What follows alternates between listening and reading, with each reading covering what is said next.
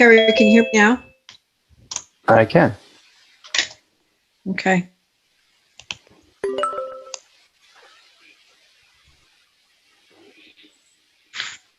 Once this reboots, I'm going to try to go in on my computer, but for now, I'll do this. I've got the live stream going on YouTube. I'm just going to change the title of it, but I got to boot up and up. Yeah.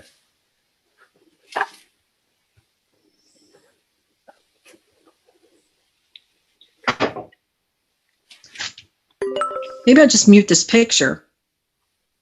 Let's see.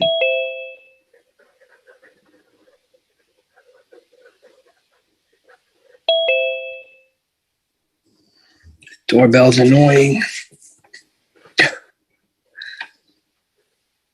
Yeah, sorry about the sound for that, but it lets me know if there's somebody in the waiting room. And it doesn't seem like there's a way you can just add it to the administrator, which is a little frustrating, but.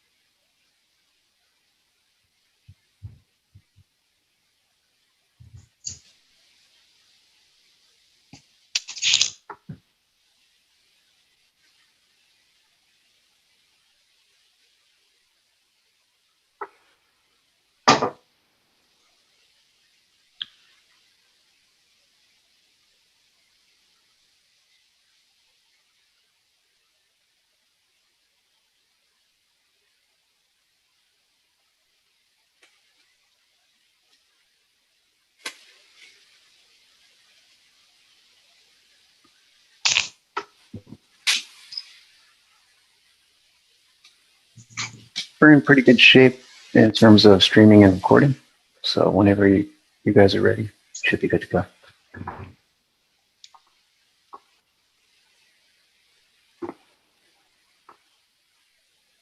Though I'm not sure I've heard audio from the room yet.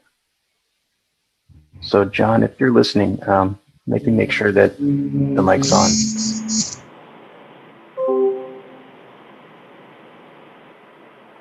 I think it has to be on video call or whatever to get the audio processing correctly.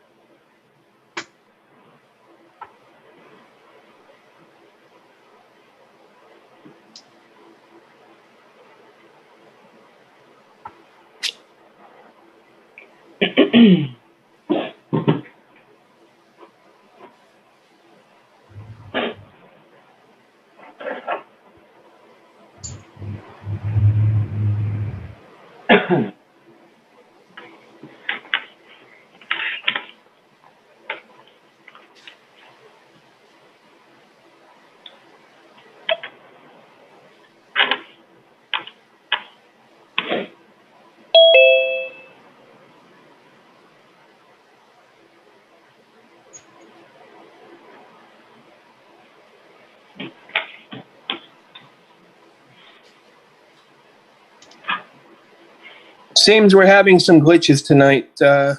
I went to take a phone call from Dwayne, and I got booted, so I apologize for that. All right, so we're going to start the meeting. This is the Borough of Morrisville Borough Council Meeting for Monday, May 17th, 2021. I'm going to call this to order.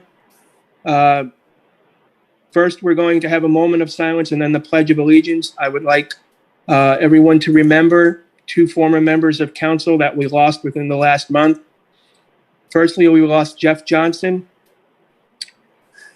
who was also the current Morrisville Municipal Authority Chair. And more recently, we tragically lost Dave Ney. Our heartfelt condolences go out to their families for their loss. Can we please stand for a moment of silence and the Pledge of Allegiance?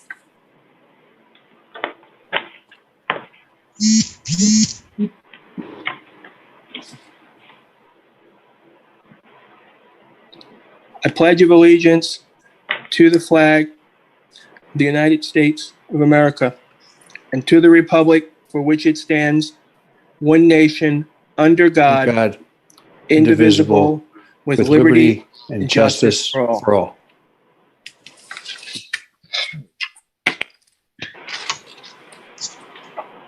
Virginia, when you're ready, can we have a roll call, please? Yes. Mayor Ravella? Councilman Bowers? Here. Councilwoman Halaho?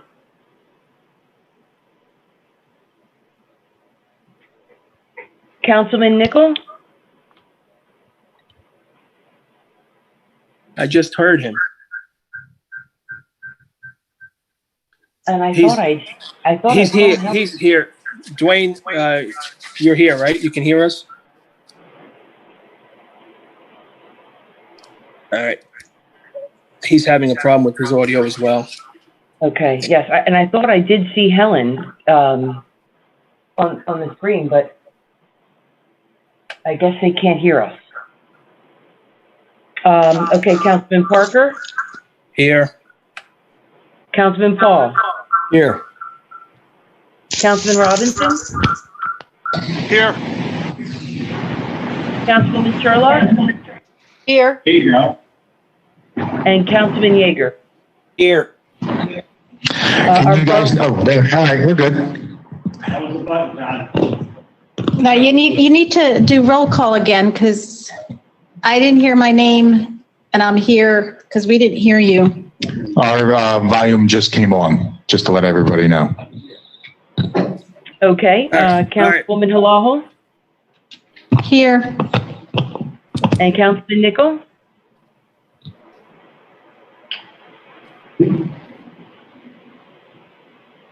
Okay. Our borough solicitor is here. I see. Randy? Scott Holbert and I are both here. That's correct. All right, thank you. You're welcome. And Micah Heights? Here.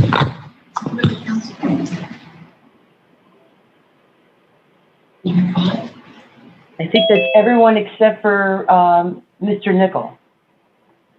Mr. Nickel is present on Zoom. Okay, I think he's having audio issues, okay. Thank you, Ted. but I can see him. Okay, Okay. okay, thank you. I don't know. Am I heard? No. Yes. Yes, Nancy. Oh, you can? Oh, Yes. wonderful. Okay. I rebooted. Okay, we're going to move on to item 4, which is announcements and presentations. And 4A is Damon Miller, the president of the Morrisville School District Board of Directors. His topic is the unique zip code designation for Morrisville. That's my cue? Yes, your cue. All right, thank you. Good evening, everyone. I just want to take a few minutes of your time. You may have received a letter that I had sent to council members in regards to an effort that we, as a school district, are trying to separate ourselves and to hopefully gain the appropriate funding that we would be receiving as a school district, separating ourselves from the 19067 zip code. Back in, I believe it was spring of last year, there was a press conference done by Senator Saniciero, as well as attended by Representatives Perry Warren, as well as John Galloway. Myself was there. I believe Mr. Parker was there as well.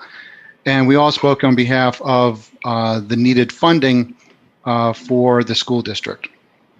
and how a lot of the funding that is determined is determined by income based within your school district. We believe that there is a strong argument that the separation, or excuse me, the combination of 19067 with more affluent neighborhoods within Lower Makefield as well as Falls skew our income levels to a point where our funding is not at the levels that it should be. Case in point, when you look at Bristol Borough, where a number of the majority of their district has their own zip code and a little bit is shared by Bristol Township, they receive $4 million more, or nearly $4 million more in state funding than we do. And their demographics are relatively similar. Not saying that we would receive $4 million, but it would certainly does not line up in the way that Bristol Borough receives money, as well as when you compare it to Morrisville Borough. With that in mind, during that press conference, a few months later, Representative Fitzpatrick ended up sending a letter stating that he would look into the situation. He inquired at the U.S. Postal Service because that is where this would need to be determined. The post office then responded back and said that a letter would be required from borough officials asking for the post office to look into, to examine the request and to figure out whether or not it would be a viable solution. It's not the easiest solution. It's not the best solution, I don't believe. But I believe that this is one way that we can hopefully have the school district, if it is to remain on its own, and that is totally undetermined at this point in time, and who knows when it would ever change.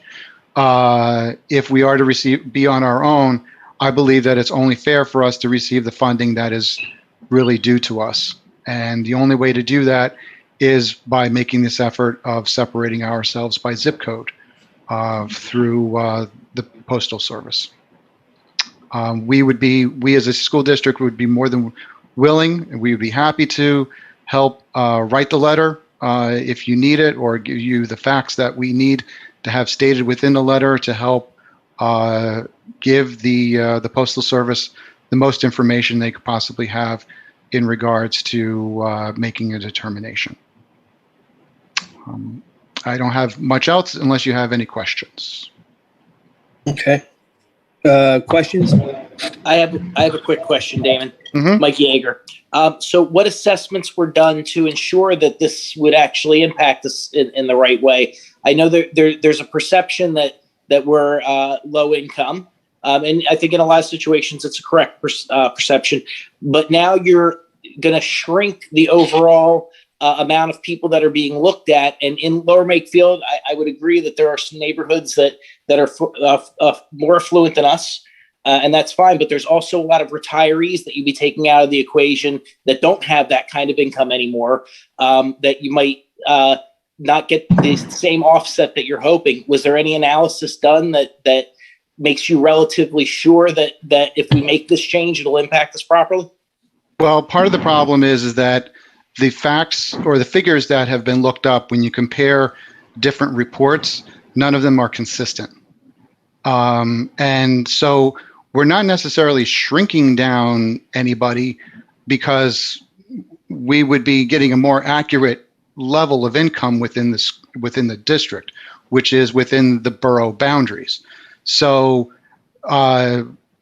if we're including people from across the street, say of Trenton Avenue, or even, Plaza Boulevard, or, I mean, there are areas where, people are going to be possibly of a higher income than their neighbor across the street, those people should not be within our school district. They should not be claiming them, Morrisville Borough, as their school district when they do their income taxes. And that's where some of the problem is lying, is that when people go and get their taxes done, or if they do it for the first time themselves or whenever, they could be claiming the wrong school district.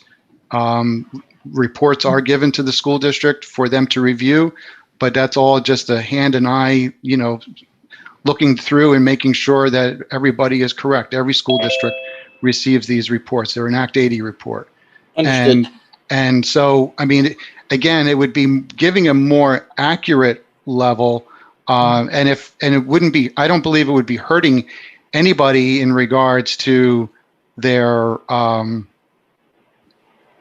income or hurting them in any way. If anything, it may even help the borough as far as receiving grants and funding, showing that, what the income level is, within the school, within the borough.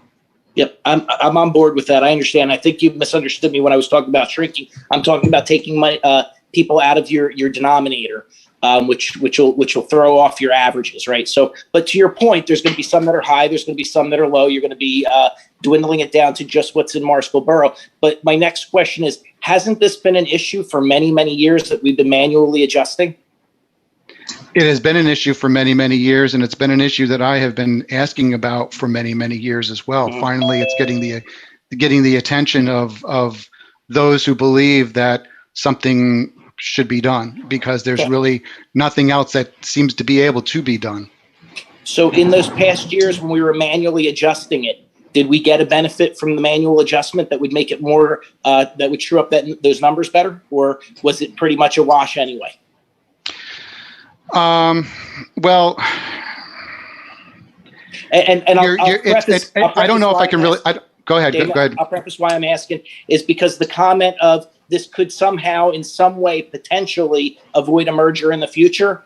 That's why I'm digging down a little bit more into this, because if it's something that's that we are relatively confident, and I used this term earlier before because there's no way to ever be 100% sure, but if we're relatively confident that this is going to impact the school district favorably, it may be worth taking that risk. But I have an issue not knowing for sure if it's going to help us, and putting us in a position where we may be eliminating in the future the potential of any cooperation with any other districts.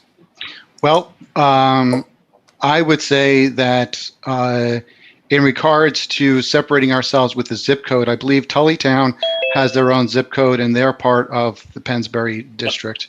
Yep. So, I mean, there are other areas. It's not, Falls has their own, Fairless Hills, whatever. So there are a number of zip codes within the Pennsbury school district that I don't believe having our own, and then, if it turns out to be a few years later or 10 years later or 20 years later, having our own zip code is going to be showing that it's a detriment to us, to merging. I think and I can't read, in between the lines in regards to why people put certain things in words and in letters. But I would say that, there's, because of the history behind merging not happening, I believe that everyone is just trying to look out for the best interest in saying that if this by chance doesn't happen, we've at least are looking at an alternate way of doing it. Mm-hmm. Does that answer your question? And in regards to whether or not we know if it's going to help us or not, the changes that we make within the Act 80 report, when we report back to the state to say this person shouldn't be within our income rolls, and this, and then Pennsbury gets ones that should be in ours, and and so forth. And there's people that we get stuff from other states at Sure. times as well.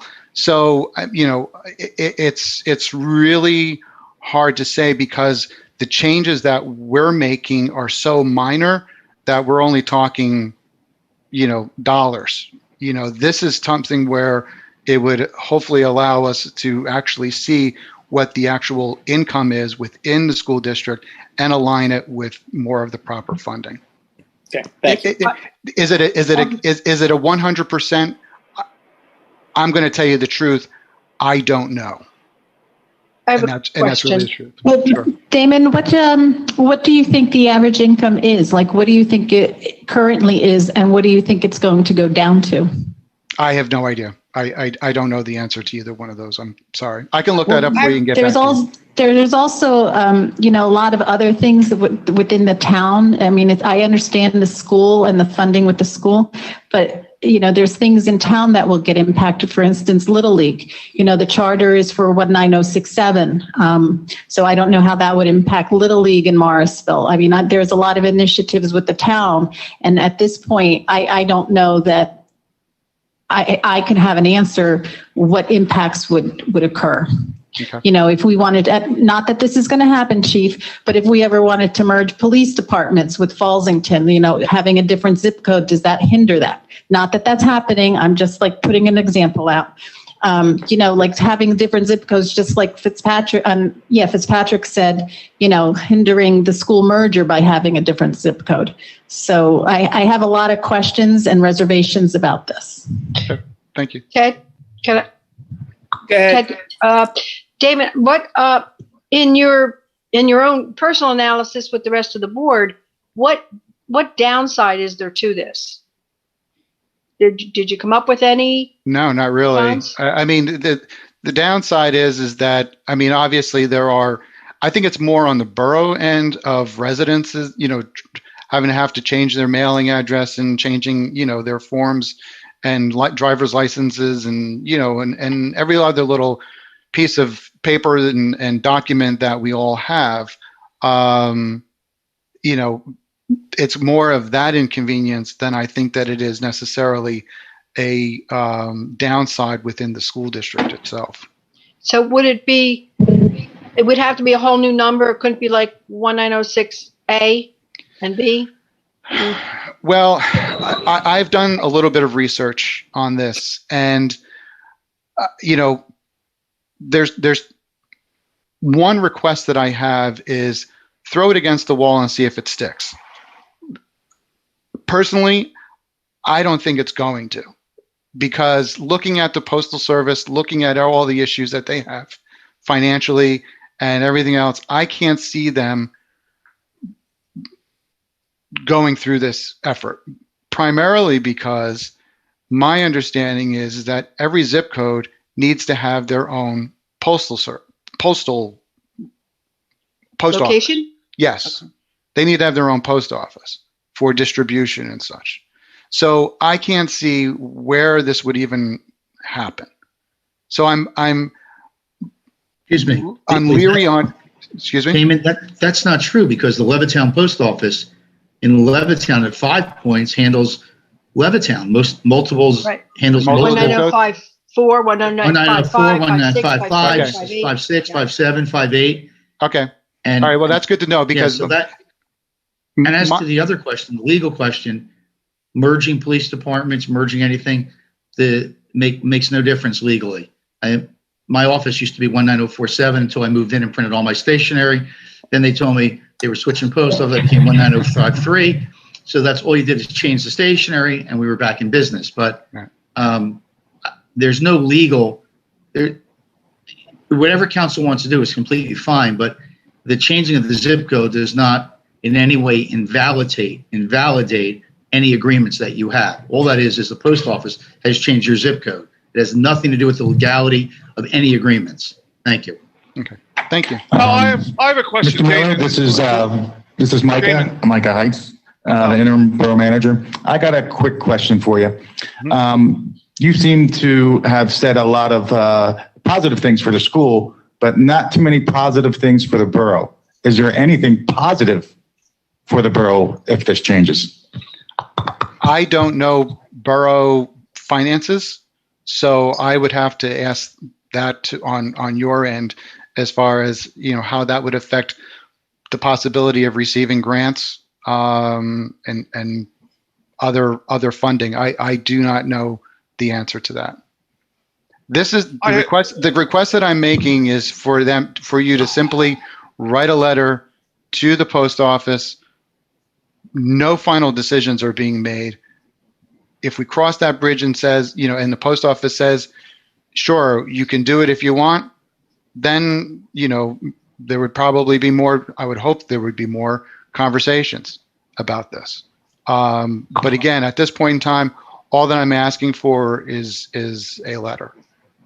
I think there's a different solution, but there's ones that could take years down the road. But if we're heading towards a certain direction, who knows? But again, it's more about putting the feelers out there, casting a wide net, however you want to phrase it, and saying, what's the best thing that we can do?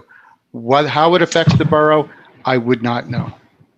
I have a question, Damon. Scott's done. Yeah. As far as changing a zip code, I know that it was done in a couple towns in New Jersey over the last 20 years. I don't believe this is something we can even do as council. When zip codes get changed or moved around, it's a process of every mailing address in the area that's going to be affected gets a survey card, and it needs to be returned, and there needs to be a certain percentage of people need to respond, either yes or no. To change it, you would have to have like a 75. I think it's 75%. Maybe it's 85%. I'm not sure the exact number. So, I mean, I don't think we can do this as council, or that the school board can do it. This will be something that the post office will have to start. They'll mail a postcard out to every single address in the 6, 7,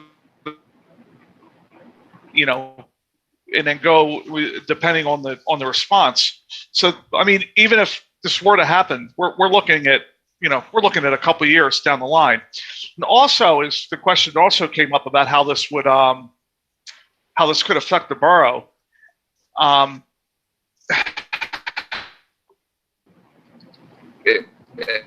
I mean, let's be realistic. We live in a world where some people have more money than others. Okay, we can hate the millionaires. We can talk about but unfortunately or fortunately, we live in a capitalism is that's what we do. If this were to happen though, and we were to be a 19068 zip code, needless to say, it would be when it comes to direct marketing,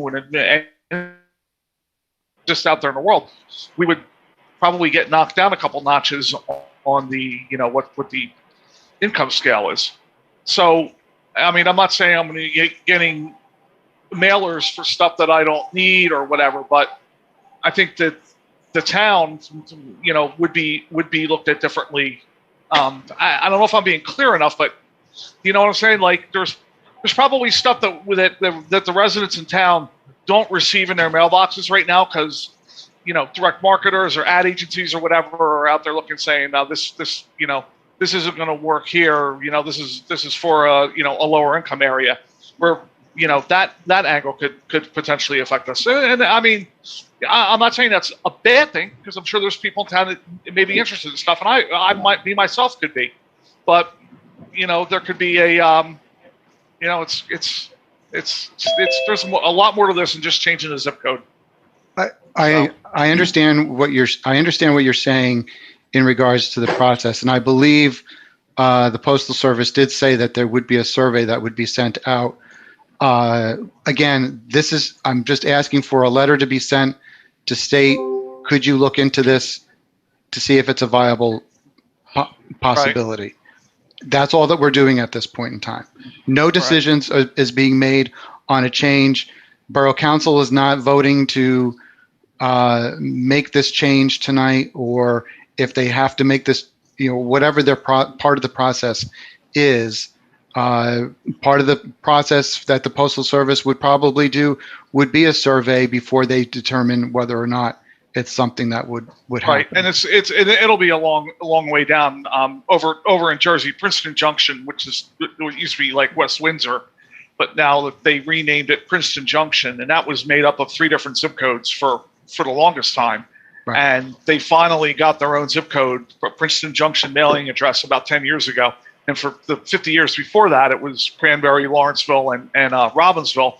And they had been trying to consolidate that for the better part of 20 or 30 years. They finally got it done. So, and the odds of when this, if let's say they go ahead and do this and the post office sends out the survey, the odds of it happening on the first mailing are slim to none.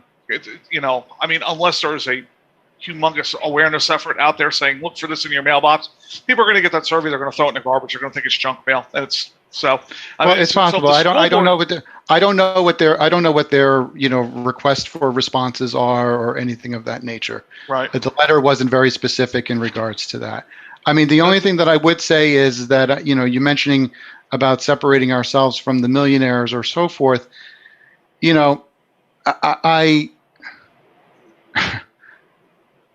We're in a situation where there are a number of residents who are concerned on a yearly basis regarding their taxes, school taxes. I think it's the better part of the borough. Excuse me? I think it's the better part of the borough. You ask anybody in town, the number one thing they talk about is school taxes. Right. So why don't we want to try to do something to help alleviate that if we could get, and if it's possible, I mean, again, I'm not saying that it is, but we need to look into it further. Right. That why are we going to shoot ourselves in the foot at this point in time to not even send a letter for an inquiry, to not explore the option to possibly reduce the tax burden on school taxes for all of the residents within Morrisville Borough. Ted, may I say something? So this is really a letter regarding exploratory discussion. Yes. But when you ask what, and I've been waiting, and of course you all answered the question, what does it do for the borough? Well, right now, what's it, 75%, 76% of the taxes are school taxes that everybody pays. So if this will be, it's not going to put, even if we were to get half of the 4 that Bristol seems to get more, even if we get the extra 2, that's really not, it's not a stopgap, but it may, maybe you won't have to raise them next year. That would be one plus. What we would be able to do with what we would be able to do with $2 million would be to not raise taxes over a number of years, just by going by how much we raise taxes every year, just using the simple math. So again, it's I a agree with you, short-term solution. I agree with you, Nancy. I think it's a no-brainer to look at it. Yeah. Thanks. I think we should. I mean, it doesn't seem like there's any harm in it right now. And who knows, if we get a landfall, maybe there's a program you could offer at the school. I mean, so when you say, what does it do for the borough? I know we're supposed to separate ourselves, and I do for the most part, but what's good in the school ends up being good for the borough. I would agree with that. So anyway, So Damon, I know that there's a zip code +4 and a zip code +5, and I know Morrisville has a different +4 than Yardley does in Lower Makefield. Is there something you could do where you pull the numbers by using at the +4? I'm not sure if everyone files their taxes with a +4. So I think that that's part of the issue as well. Oh, good point. So now, just to be clear, you're asking for a letter from council? Well, from the administration. Yes, that would ask the post office to explore the option of a new zip code for Morrisville Borough. Well, at this time, I would not feel comfortable writing that letter. I would have to do more research, if you want my opinion. Yeah, I think we need some research as well as to what we think that income level will go down to. Well, I would probably look at your census. Unfortunately, the census doesn't qualify or isn't a factor that's used within state funding. They use other reports. I couldn't determine who said they weren't comfortable writing a letter. Where did that come from? I didn't see any. Micah. Yeah, but it's not, that's a council decision. Right. Whether that letter goes out, that's got nothing to do with. That's what I asked, and he said it I was would from just the say- administration. Well, no, it's. Everything it's not- comes from the administration. The council doesn't Yeah, write if the council letter. It decides to comes do from the something, it's borough. done. At the But what- direction of council, if council votes to issue a letter, then we would work with the school district. The administration would work with the school district to draft the letter so that it's worded properly. Council doesn't write a letter, the administration does.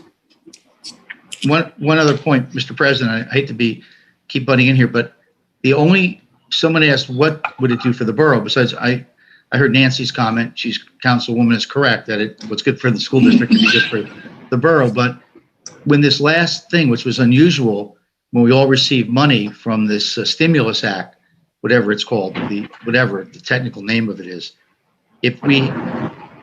Bristol Township, which I also represent, came out in a lower run as far as their income level, and they got significantly more, even for their population, than other municipalities would the same size that were more affluent. So that's just an example. I think that may answer some of that question. I have a question, Damon. Mm-hmm. Do you need this to be voted on tonight, or can we take one meeting cycle to bring it up next meeting? The choice is yours, unfortunately, or not unfortunately. Sorry, I don't mean to say that. I mean, it's like, I'm sorry, Kim Connor here. I have a question, and please forgive my ignorance because I'm very new to this. Who's this? This is Kim Connor. My question is. This is council's presentation. It's not public okay, comment. so be quiet, Kim. Please. Okay, no problem.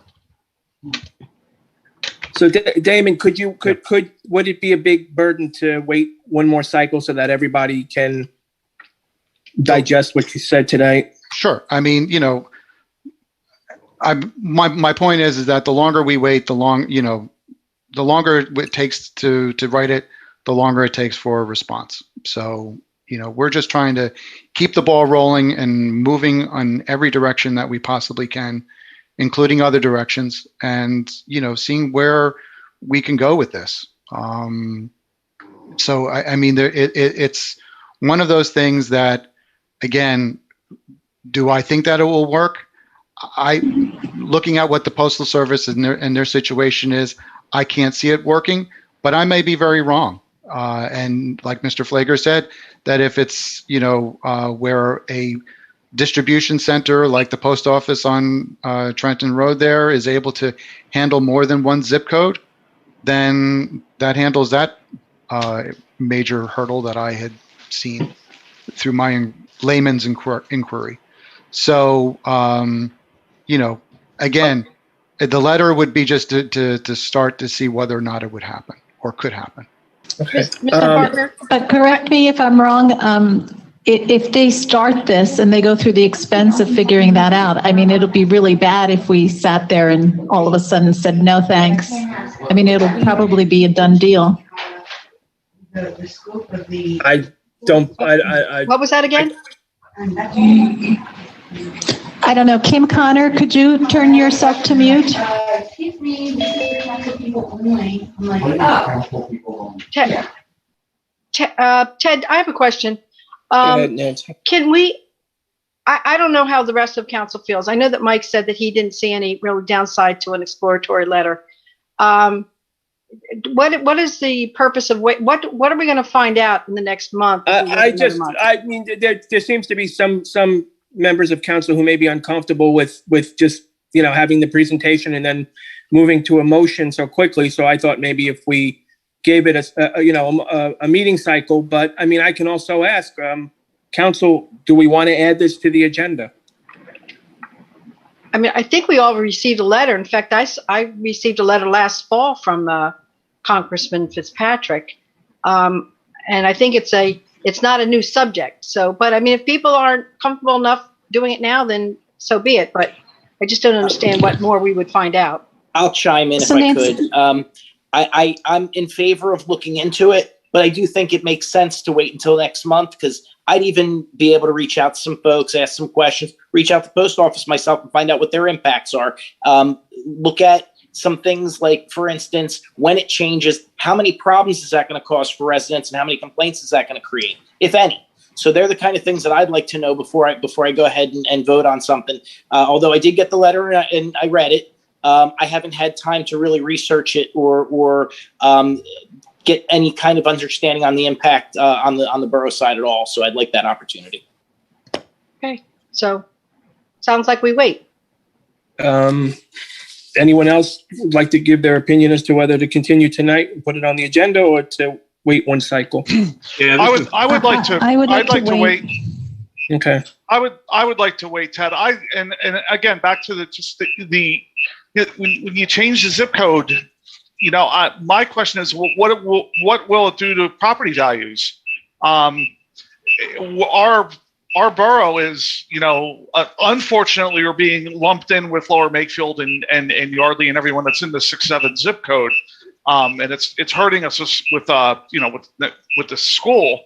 But we're also being lumped into in a property value when people are buying a house or looking at houses in the 6-7 zip code. If we're our own zip code, I mean, that could potentially have our property values in the borough plummet. It could. I'm not saying it will. It's a possibility. And one more, another question for Damon. You were saying other avenues. What are our other avenues? Well, I mean, it's been, publicized in the paper in regards to, merging or whatever, but who knows where that's going to go, if it's going to go anywheres. But we constantly pursue that option. We're always in contact with Pennsbury and particularly when things changed over there in regards to boards and superintendents and board presidents and such. So you never know when something may, I don't have my crystal ball with me tonight, but you never know where something is going to happen. There's that. And another option that I had seen as a way around the zip code issue was changing, not a significant change, but a possible change of the mailing address of the town, where we would be, my address would end with Morrisville Borough, Pennsylvania 19067. So that would help designate. Right. And my understanding is that's a lot easier of a change to be done. So, right. I mean, that's another. I can put Yardley on something, it'll come to my house. Exactly. I put Yardley, I get mailed, right. But if you're now, mailing, let me ask you a quick school board question, Damon. I saw something on a screen picture that someone sent me. I don't know how true it was, but I saw an incredibly disturbing campaign hit at between school board candidates in the Pennsbury district today. Mm-hmm. It was probably, I shouldn't say probably, it was definitely the most racist thing I've seen in years. Mm-hmm. I mean, it flat out disturbingly racist. Like, I looked at it and I couldn't believe what I was seeing. And it was an attack on, I guess, school board candidates that they're, and listen, there's some people in the Pennsbury School Board not going to come out and they're going to say, yeah, if I get elected, I'm going to merge with Morrisville. But, there's people, thinking, well, I'll talk to them, whatever. And it had to do with, making an accusation towards people. It was basically saying, if you want to merge with Morrisville, you're racist, is what it was. Are you aware of any issues with that board? Because, I mean, yeah. I don't know if you saw. I'll send it to you. I saw it. I did see it. I'm not going to comment on the. I mean, that is disgusting. That was disgusting. I mean, I understand, Mr. Robinson. I'm not going to comment on the literature. I'm not going to do that. Having run for school board twice, things and social media stuff, that get posted, I've had things said about myself, and right. I'm not going to, entertain that. All that I know is that we continue to try to build a relationship with the Pennsbury current board. And if the board changes in any way, we would like to hopefully continue the conversation and build a relationship with them in the future. So, Okay. whoever they are, whoever they may be that ends up getting on the school board, God bless them, because it's a wonderful job to have. And, they'll be facing many issues. So that's all. All right, Damon, I have a question, Damon. Mm-hmm. Why, and maybe this is too simplistic, but why couldn't the state use the information that our tax collector uses? I mean, since the tax collector collects tax on every parcel within the confines of the borough and just the borough. I mean, why couldn't they use that information? I mean, that's not the information that I believe that they end up using. Ed, this is Justin. I like where you're thinking, but I'm just going to point out that the tax collector only collects your real estate taxes. They don't know anything about but I know, but she has the information, and that's a way to weed out people who. It's not. They don't know their income. They're not using. You're not using tax. No, I know, but it's the based income off is of the derived from an area, and why couldn't the state use the area that the tax collector is using to collect property taxes from to narrow its scope of individuals to assess the income? It's based off of the reports provided when you file your income taxes. And if those reports are wrong, as in, if I end up saying that I'm in the Pennsbury School District, providing that whoever reviews those reports flags me as, no, you're a Morrisville Borough resident, I stay on the Pennsbury roll. Okay. I know exactly what you're talking about now with the state tax, but that's an issue with the state. That's something the state could correct. I mean, and the state has said that they would look into this, but unfortunately, they said that it was going to not be for a while, probably more towards the end of Governor Wolf's term, unfortunately. And I say unfortunately because of consistency, to at least, not have to do the whole dog and pony show again to somebody else to get their attention. All right. Well, if you want to wait, listen, if you want to wait,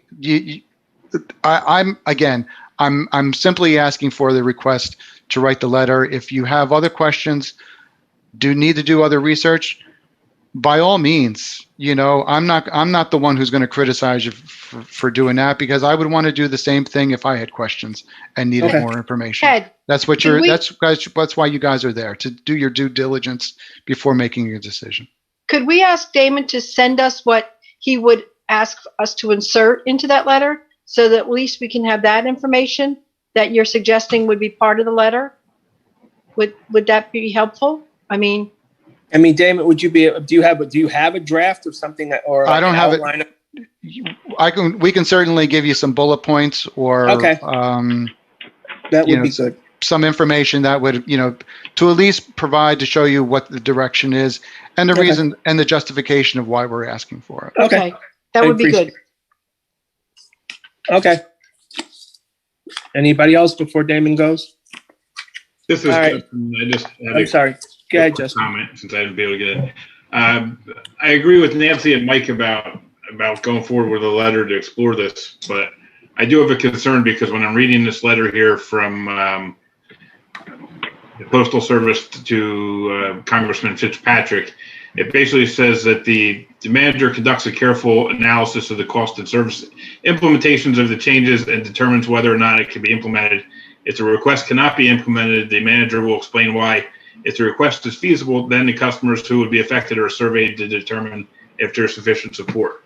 So to me, that lacks any sort of another step for council to step in and be able to approve this or not after. It seems to me like they're saying if it's feasible, they're going to start moving ahead with it, and it not giving council the opportunity to decide whether they really want to move forward with it or not. So that's my concern. And I think ultimately the post office goes to their stakeholders, which would be the general population. I mean, council would, as representative of the borough, would, you know, the borough residents would begin the process, and then they would have the final say. And So, you I make mean, a good point, Ted. I'm sorry? I said you make a good point. I would also say that our letter should indicate that we're asking if it's feasible, that they should get back to us if it should, and not take action. Is what we're asking is it feasible? And we want a response. If it's feasible, don't take action, but please let us know so we can decide whether or not we want that action taken. I'm sure we could add that in there. Yep. All right. So you can add that in there, but you're telling that to basically a federal postal service is just going to do what they want. I mean, they're not going to probably take into consideration our you know, secondary requests on a letter. But I mean, we can try. Yeah, I don't work at the post office, but I think this would be a very large headache for the post office to now start to have to decipher right. And actually where it's going. Considering their financial situation, I wouldn't hold this too much that they would be willing to move forward and make these kind of changes. But I don't like the idea of having to change all my documents either. That's a pain in the neck, honestly. All right, so we had a consensus to revisit this next meeting. So I think that's what we're going to do, Damon. Okay. Okay. Thank you very much for your time. I appreciate it. Thank you. Thank you. All right, before we move on, I just want to let the public know that prior to this meeting, we had an executive session for legal issues. And then also at the mayor's request, we're going to be adding a motion, which would be 9H. And the motion is to start the process to hire, and I'm going to leave it question mark, full-time police officers. So that would be 9H. The mayor has requested, and so has the chief. We had an officer that retired. We have an officer that was terminated. So we'll put a number to it if we agree when we get to the motion. So, all right. So with that said, we're going to move on to public comment. Please state your name and address, and you have 3 minutes. All right, first we have Courtney Liu. Hi, my name's Courtney Liu at 327 Hillside Avenue. I just wanted to say that we did the Riverwalk cleanup on Saturday, May 1st, and it went very well. We got a lot of trash up, but it's looking really great up there. And I just wanted to thank the guys who put the trash cans at the bottom of the steps. That was great. And I think it's encouraging people to, when they walk up there and have trash, to put it in those trash cans. So I want to thank them. I also wanted to share I wanted to say this publicly, my own sadness over the death of former Councilman Dave Ney. He was a neighbor of mine, a great neighbor of mine. And I don't know if it's appropriate to bring to council. I didn't really know where to go, but I live on the canal and I watched him build that red bridge with his own hands.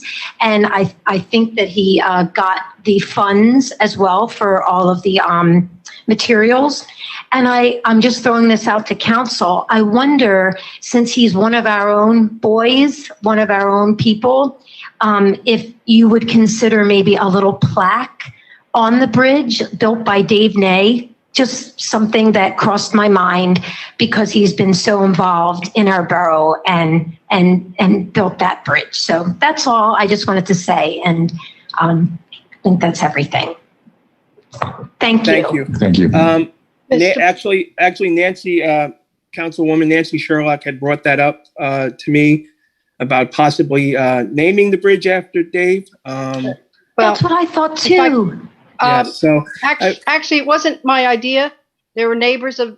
I didn't want to jut in during a public comment, but neighbors of Dave had approached me about it, and there's been discussion with the park ranger and Susan Miller from the canal, the executive director of the canal, and they're working that out. That's wonderful news. That's great news. And it will, Thank you. I don't know, it's going to Yeah. speak, I don't know what the plaque is going to say, but Sure. at this time. And it's the neighbors that are offering to buy it and take care of it. So, but That's they have to wonderful. work with the park ranger. on its Okay, placement. that's great. Thank you so Thank you. much. Thank you. Thank you. Next, we have Noel Sperry. All right, my name is Noel Sperry. I live at 531 Prospect Avenue in Morrisville. Hello, council. Hello, everybody out there on TV. But hey, just gonna keep this short this time. On May 23rd, I mean, you guys may know that I'm a big fan of Fred Rogers and everything that he's done. He's a good guy. And, everything he's done for people and for children throughout the years. But May 23rd is the 143rd day of the year. And in Pennsylvania, the DCED and Pennsylvania government has actually created a day called 143 Day. And this is a term that Fred Rogers actually coined in his TV show. And 143 is just a way to say, I love you. But what Pennsylvania has decided to do is take it on as a way to say thank you, and to people that give themselves out to the public and do a lot of work with like our healthcare workers, our teachers, our police officers, our medical people. So just if you get a chance on May 23rd, do something nice for somebody, just anybody. Say hello. Thank them for whatever they do in the neighborhood or whatever they do around town, whatever they do for your community. So that, and I'm looking forward to seeing everybody at the Memorial Day Parade. All right, thank you. Have a good night. Thank you. All right, next we have Jane Berger.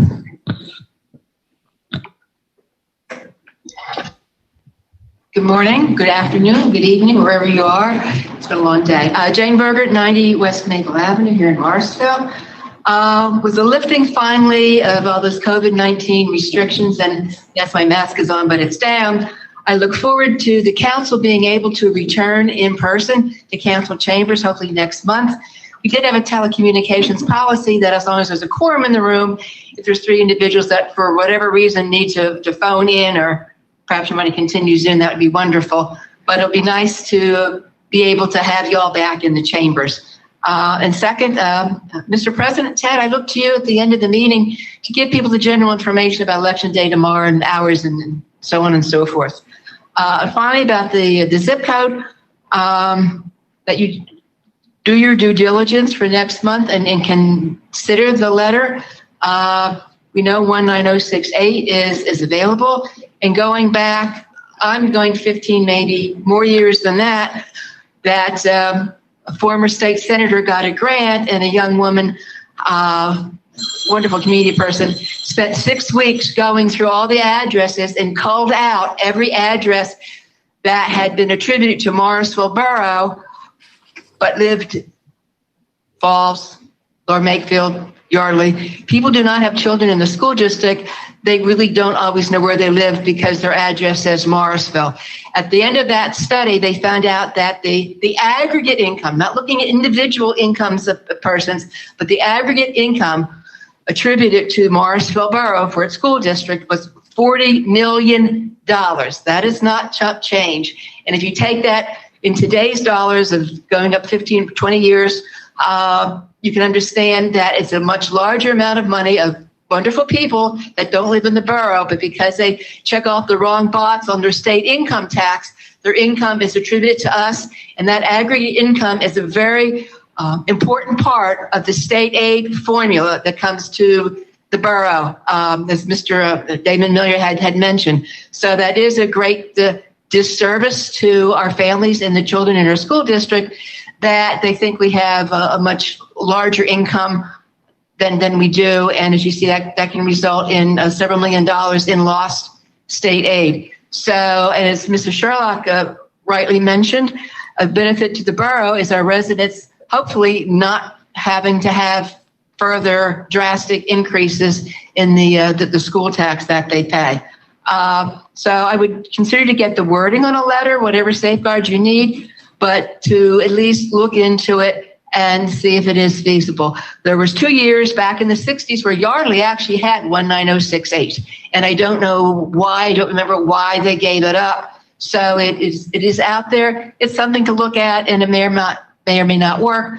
But I think given the financial situation of all of us, it's something that it's worth exploring and getting more information about. Thank you. Thank you. John Warenda.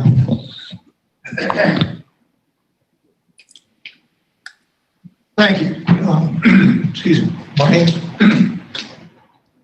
see if I can just take it out.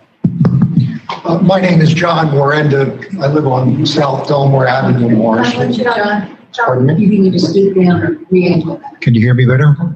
Take it out. How's this? Okay. Good. My name's John Warenda. I live on South Delmore Avenue in Morrisville. I didn't have any plan on speaking this evening, but I came upstairs because I was told that all the council members would be here. Where are you guys? Actually, we're here. Yeah. Somebody remarked that the zip code issue is not a new subject. Maybe it's not. In fact, it's an old subject if you go back far enough. But the current iteration is news to me. And I frankly am concerned that apparently something's been going on for 6 or 7 months now. And many of us are finding out about the urgency of it just in the last 3 or 4 days. I don't understand why it's so urgent that somebody couldn't have brought it to our attention or brought it to council's attention formally, the written correspondence in October or November when this was more current at the time. One of the things you're being asked to do is to look into this further. I'm sorry that Mr. Miller's not here to answer the question, not that I expect to engage in a dialogue with him right now, but I'd like to know what they've done to this point that makes us believe that simply changing zip codes for our mailing address would fix the state funding formula problem. Some of you may know that I was president of the school board from 1983 until 1991. This is not a new problem. It's something we've had to wrestle with every year for decades, and the problem has to do with taxpayers not properly identifying their school district on their PA 40 tax returns. I'm not sure how simply changing the zip code fixes that. They still have to identify the school district in some way, shape, or form. It seems to me that it's a simplistic response to a complicated problem. One of my concerns is that you're being asked to inquire about the feasibility of it. Well, if you do that, if you ask if it's viable, that is an expression of interest in the change. So I think before you write a letter of any kind, there should be considerable more debate and understanding about what the problem really is here, because there are a lot of potentially unintended consequences to changing the Morrisville zip code. Not only changing everybody's documents, all of our letterheads, all of our mailing addresses on our personal information, there are going to be a lot of consequences to businesses, a lot of consequences to some of the things that some of us are trying to do to make Morrisville a more highly recognized, not a less recognized place on the map. That's 3 minutes. Someone can tell time. Thank you very much. Just I don't know if you had come up early enough or heard, but we're not doing anything this evening. The consensus of council wanted to wait at least one more meeting cycle before we brought this up again at the next council meeting. Ted, I know that, and I actually considered withdrawing my time, but I figured I was already here and I'd expressed my personal feelings about it, such as they are on the record. For what it's worth, these are my personal observations about it, and based on my past experience as a school board member for 8 years, I will weigh in much more extensively between now and whenever you are asked to formally respond on this as council. I probably will be asking, however, the council write a letter expressing a lack of interest in making this change. For what it's worth, also, we have a, I'm also executive director of the Morrisville Municipal Authority. So for those interested, our meeting is this week on Thursday night. We lost our chairman recently, Jeff Johnson, who also was a prior member of council. And we will recognize his loss at our meeting. I think perhaps council should take note of that as well. Thank you very much. I actually did mention his passing at the beginning of the meeting. I'm sorry I wasn't here, Ted. My apologies. Yeah, Ted, anybody who was in the Borough Hall did not hear that because we could not hear your sound. Sorry to say that, but yeah, I had recognized the passing of both Jeff Johnson and Dave Ney, for those who were at Borough Hall and didn't hear it, prior to our moment of silence and our Pledge of Allegiance. Okay, that's it for the public comment sign up. Terry, do we have anyone online? I don't currently see anyone with their hand up. If you were waiting to make public comment on Zoom, please make yourself known. Kim Connor wanted to before, but she's muted. She could unmute herself if she'd like to. I just unmuted myself. Thank you very much for the opportunity. I'm sorry that I interrupted previously. I didn't understand the rules. My only question, and I realize... excuse me, I'm sorry to interrupt you again, but for the record, could you please state your name and your address?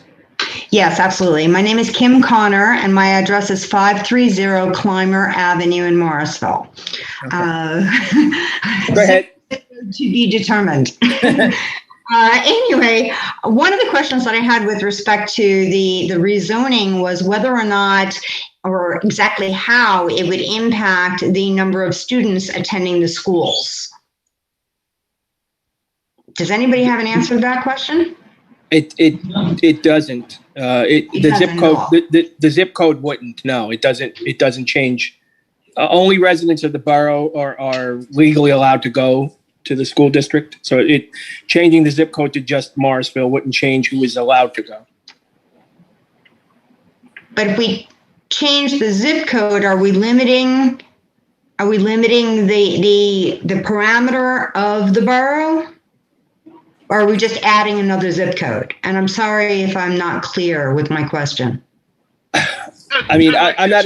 Kim, the way the post office works in a lot of towns is the post office zip codes don't always determine the boundary of a municipality. In other words, our post office services parts of Falls Township and parts of Yardley Borough, and although our zip code is 19067, it's associated with Morrisville, that zip code is not exclusive to Morrisville Borough. So it wouldn't make a difference as to the number of students attending the schools. Is that correct? No, it would not. Okay, thank you. That was my question. Okay. I appreciate it. Thank you. All right. You're welcome. I'm unmuting now. Okay. Terry, anyone else? I don't see anybody else currently with their hand up. All right. Then I guess we're gonna move on. All right.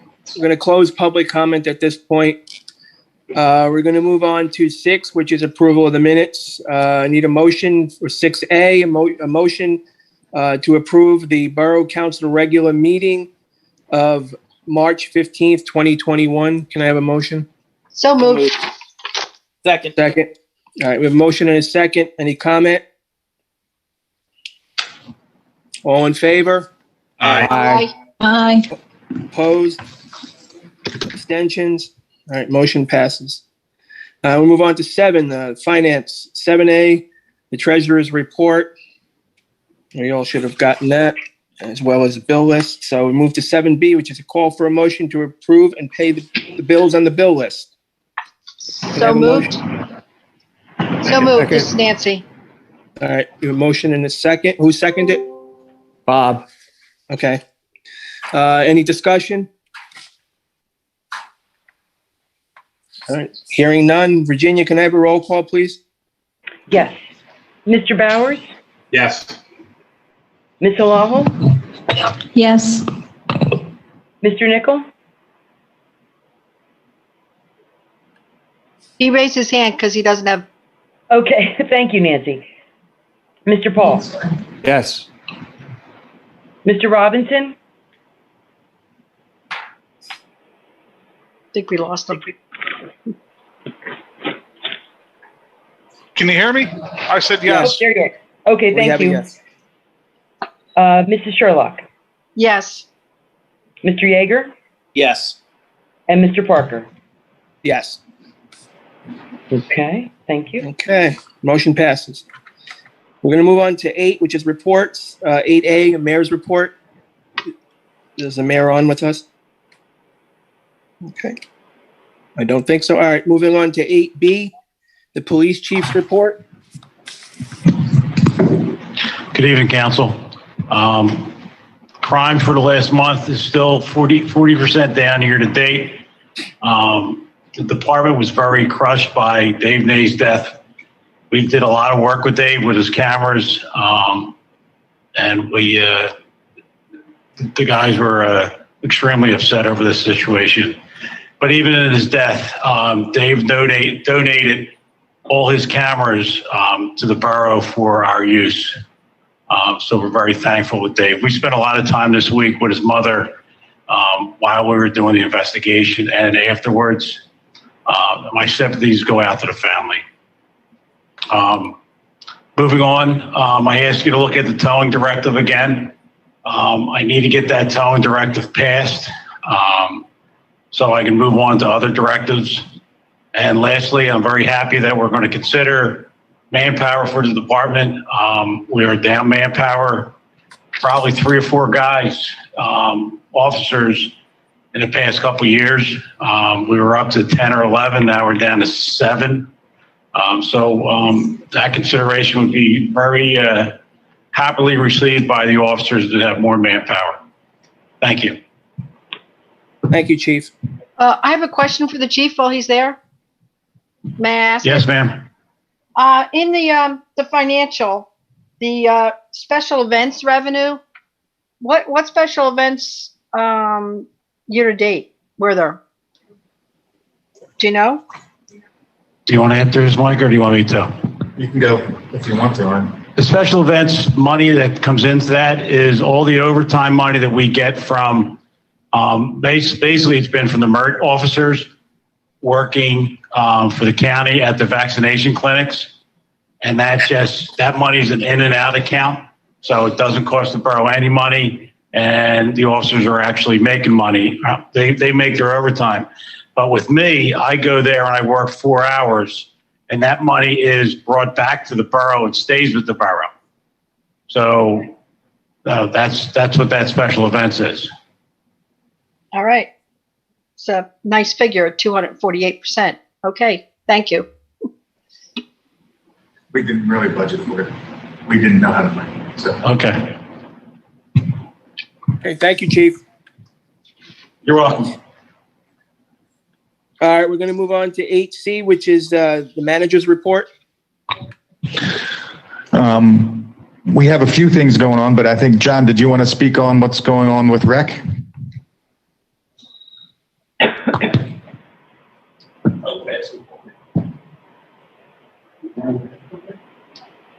I think you're speaking of the basketball. The basketball, we purchased 4. We're going to purchase 4 new backboards, and they're going to be different. The ones we have now stand straight up. If you understand what I'm saying, they stand straight up, so the pole's right behind the backboard. So for insurance purposes and things like that, we're buying ones that will come out and stick out 4 feet past the pole. So a little safer, and they need to be replaced down there. They've been there for a long time. So just something we were purchasing. You want to speak on the other thing? About the phones?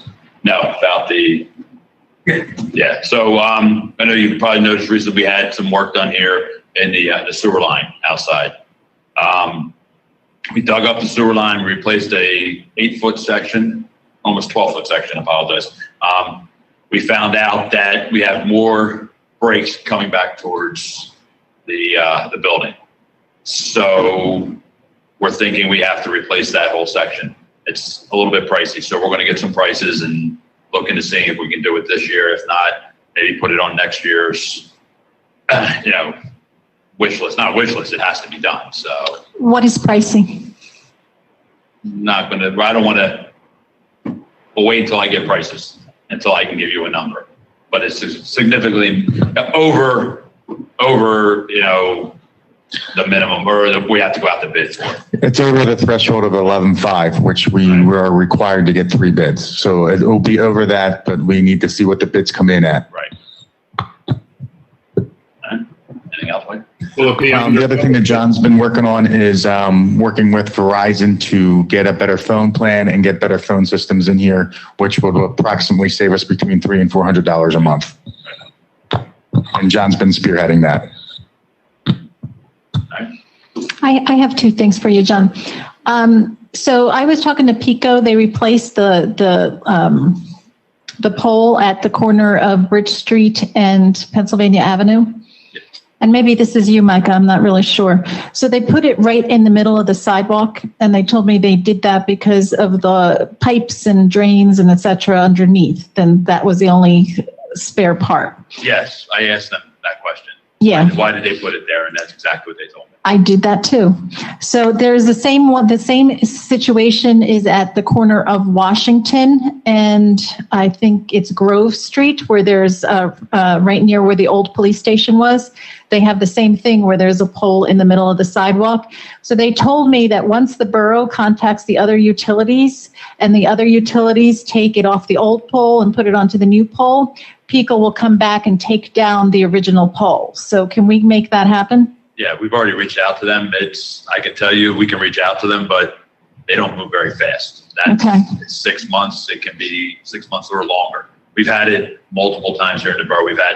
We've worked with Pico actually to help us with that also. They'll help us too, but it's usually 6 months to a year to get that done. Okay. But we'll work on it. Yeah, absolutely. All right. We'll keep talking and keep calling until we get somebody to do something. Okay. And then the other thing is I had a couple of residents talk to me today about the trees that are being taken down on borough property. Why are they being taken down? We have a lot of issues, branches falling.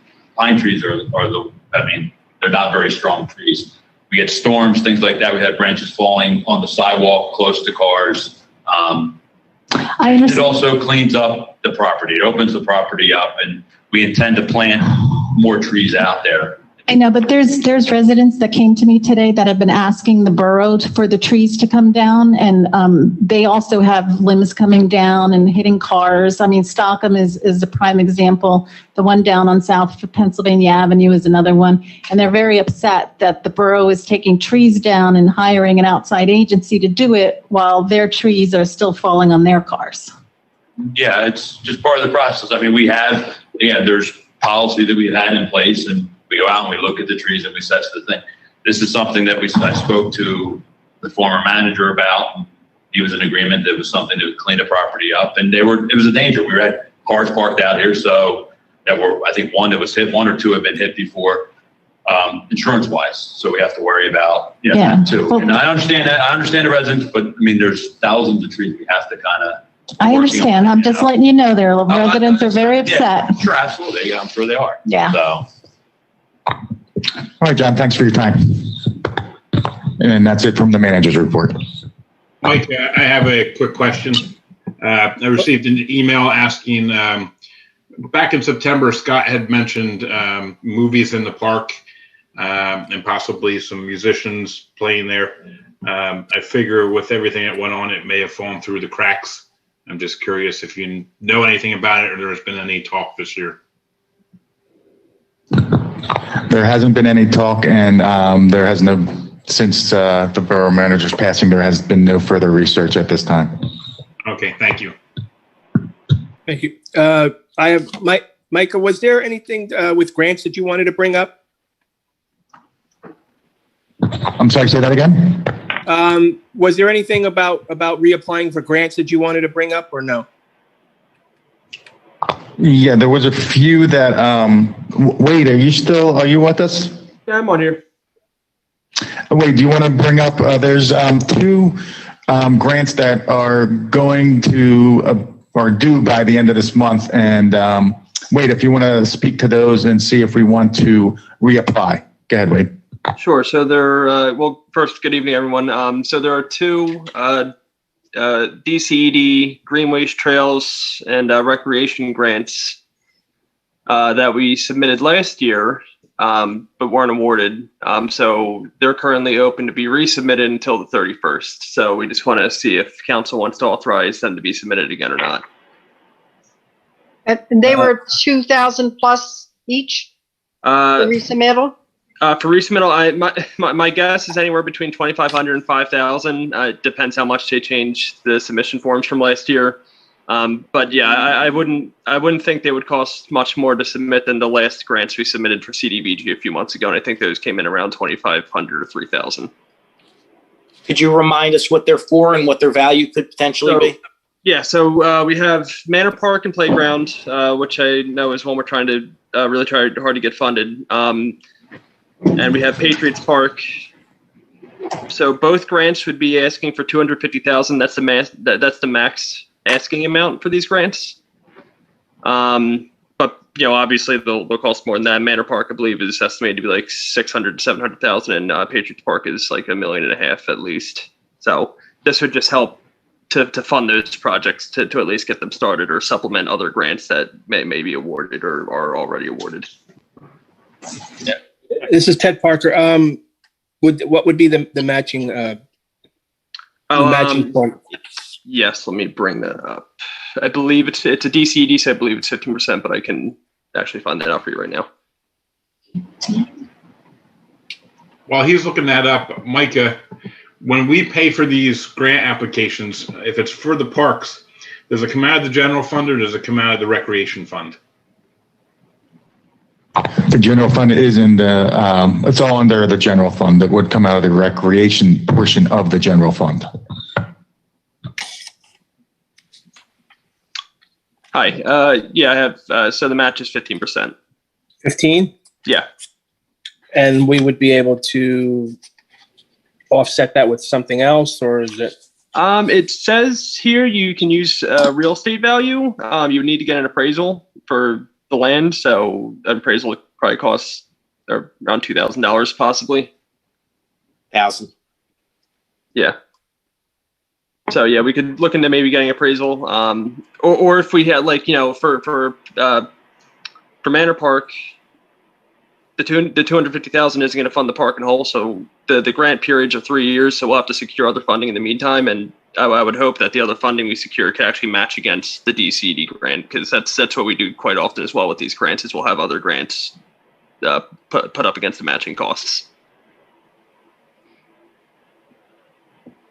Randy, do we need to put this to a vote, or can we just, if enough are in agreement, just direct the manager to resubmit, have them resubmitted, or?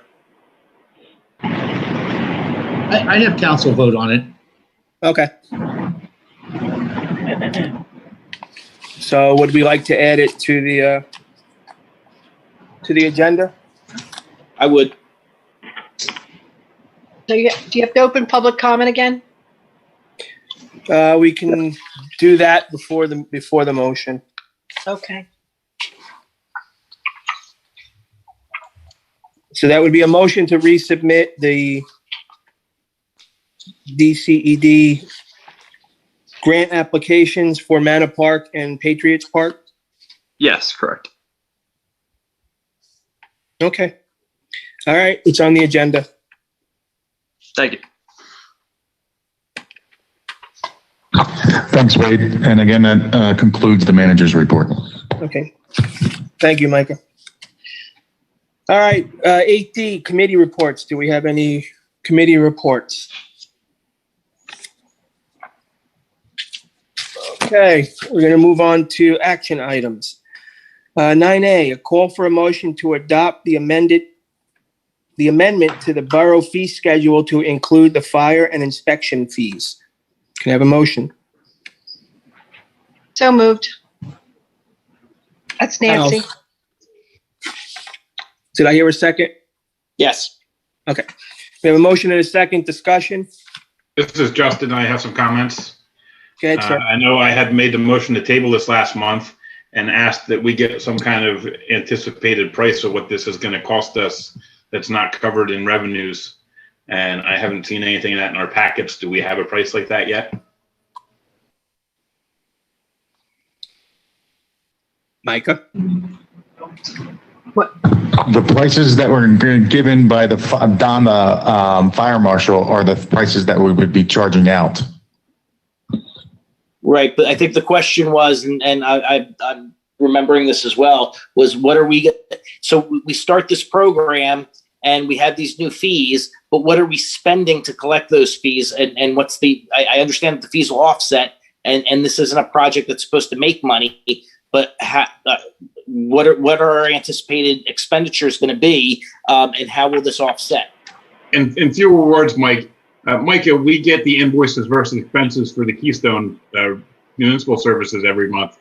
I'd like to have something like that as an estimate of what it's going to be, what our net cost is going to be to the borough to add this program for a year. I don't know that was less words, but okay.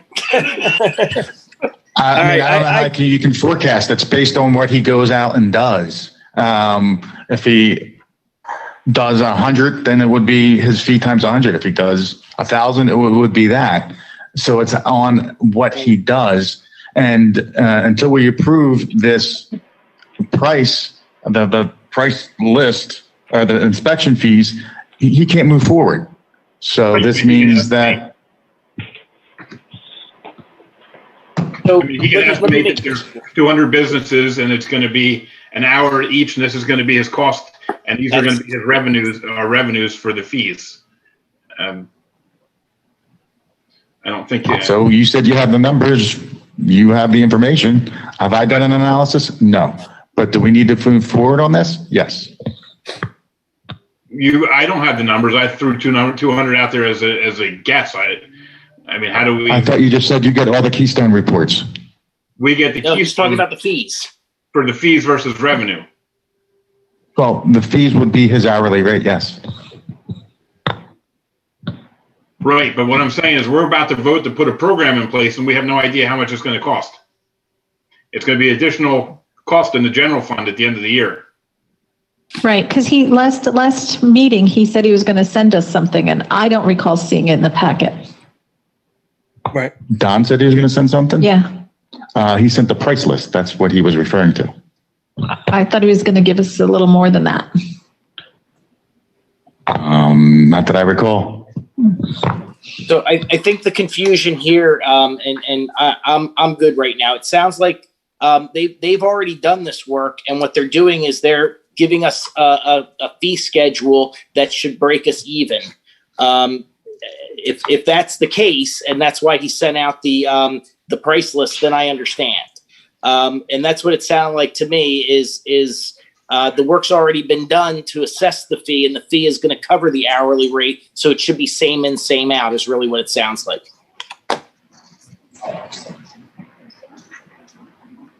I disagree with your analysis there, Mike, but we feel free to do that. All right. He's doing fire inspections now.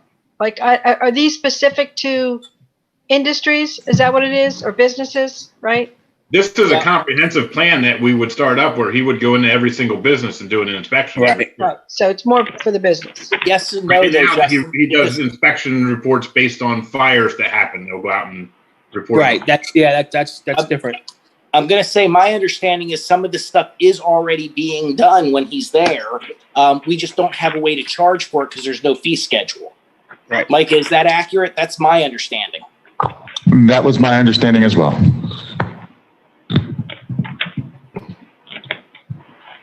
And my understanding is the fire company, in my conversations with the chief, support this kind of inspection process because some of the things that they have found while responding to calls put their members at severe risk. I don't disagree that it's probably needed, but like I said on the last meeting, the council needs to at least have a price and know what it's going to cost before.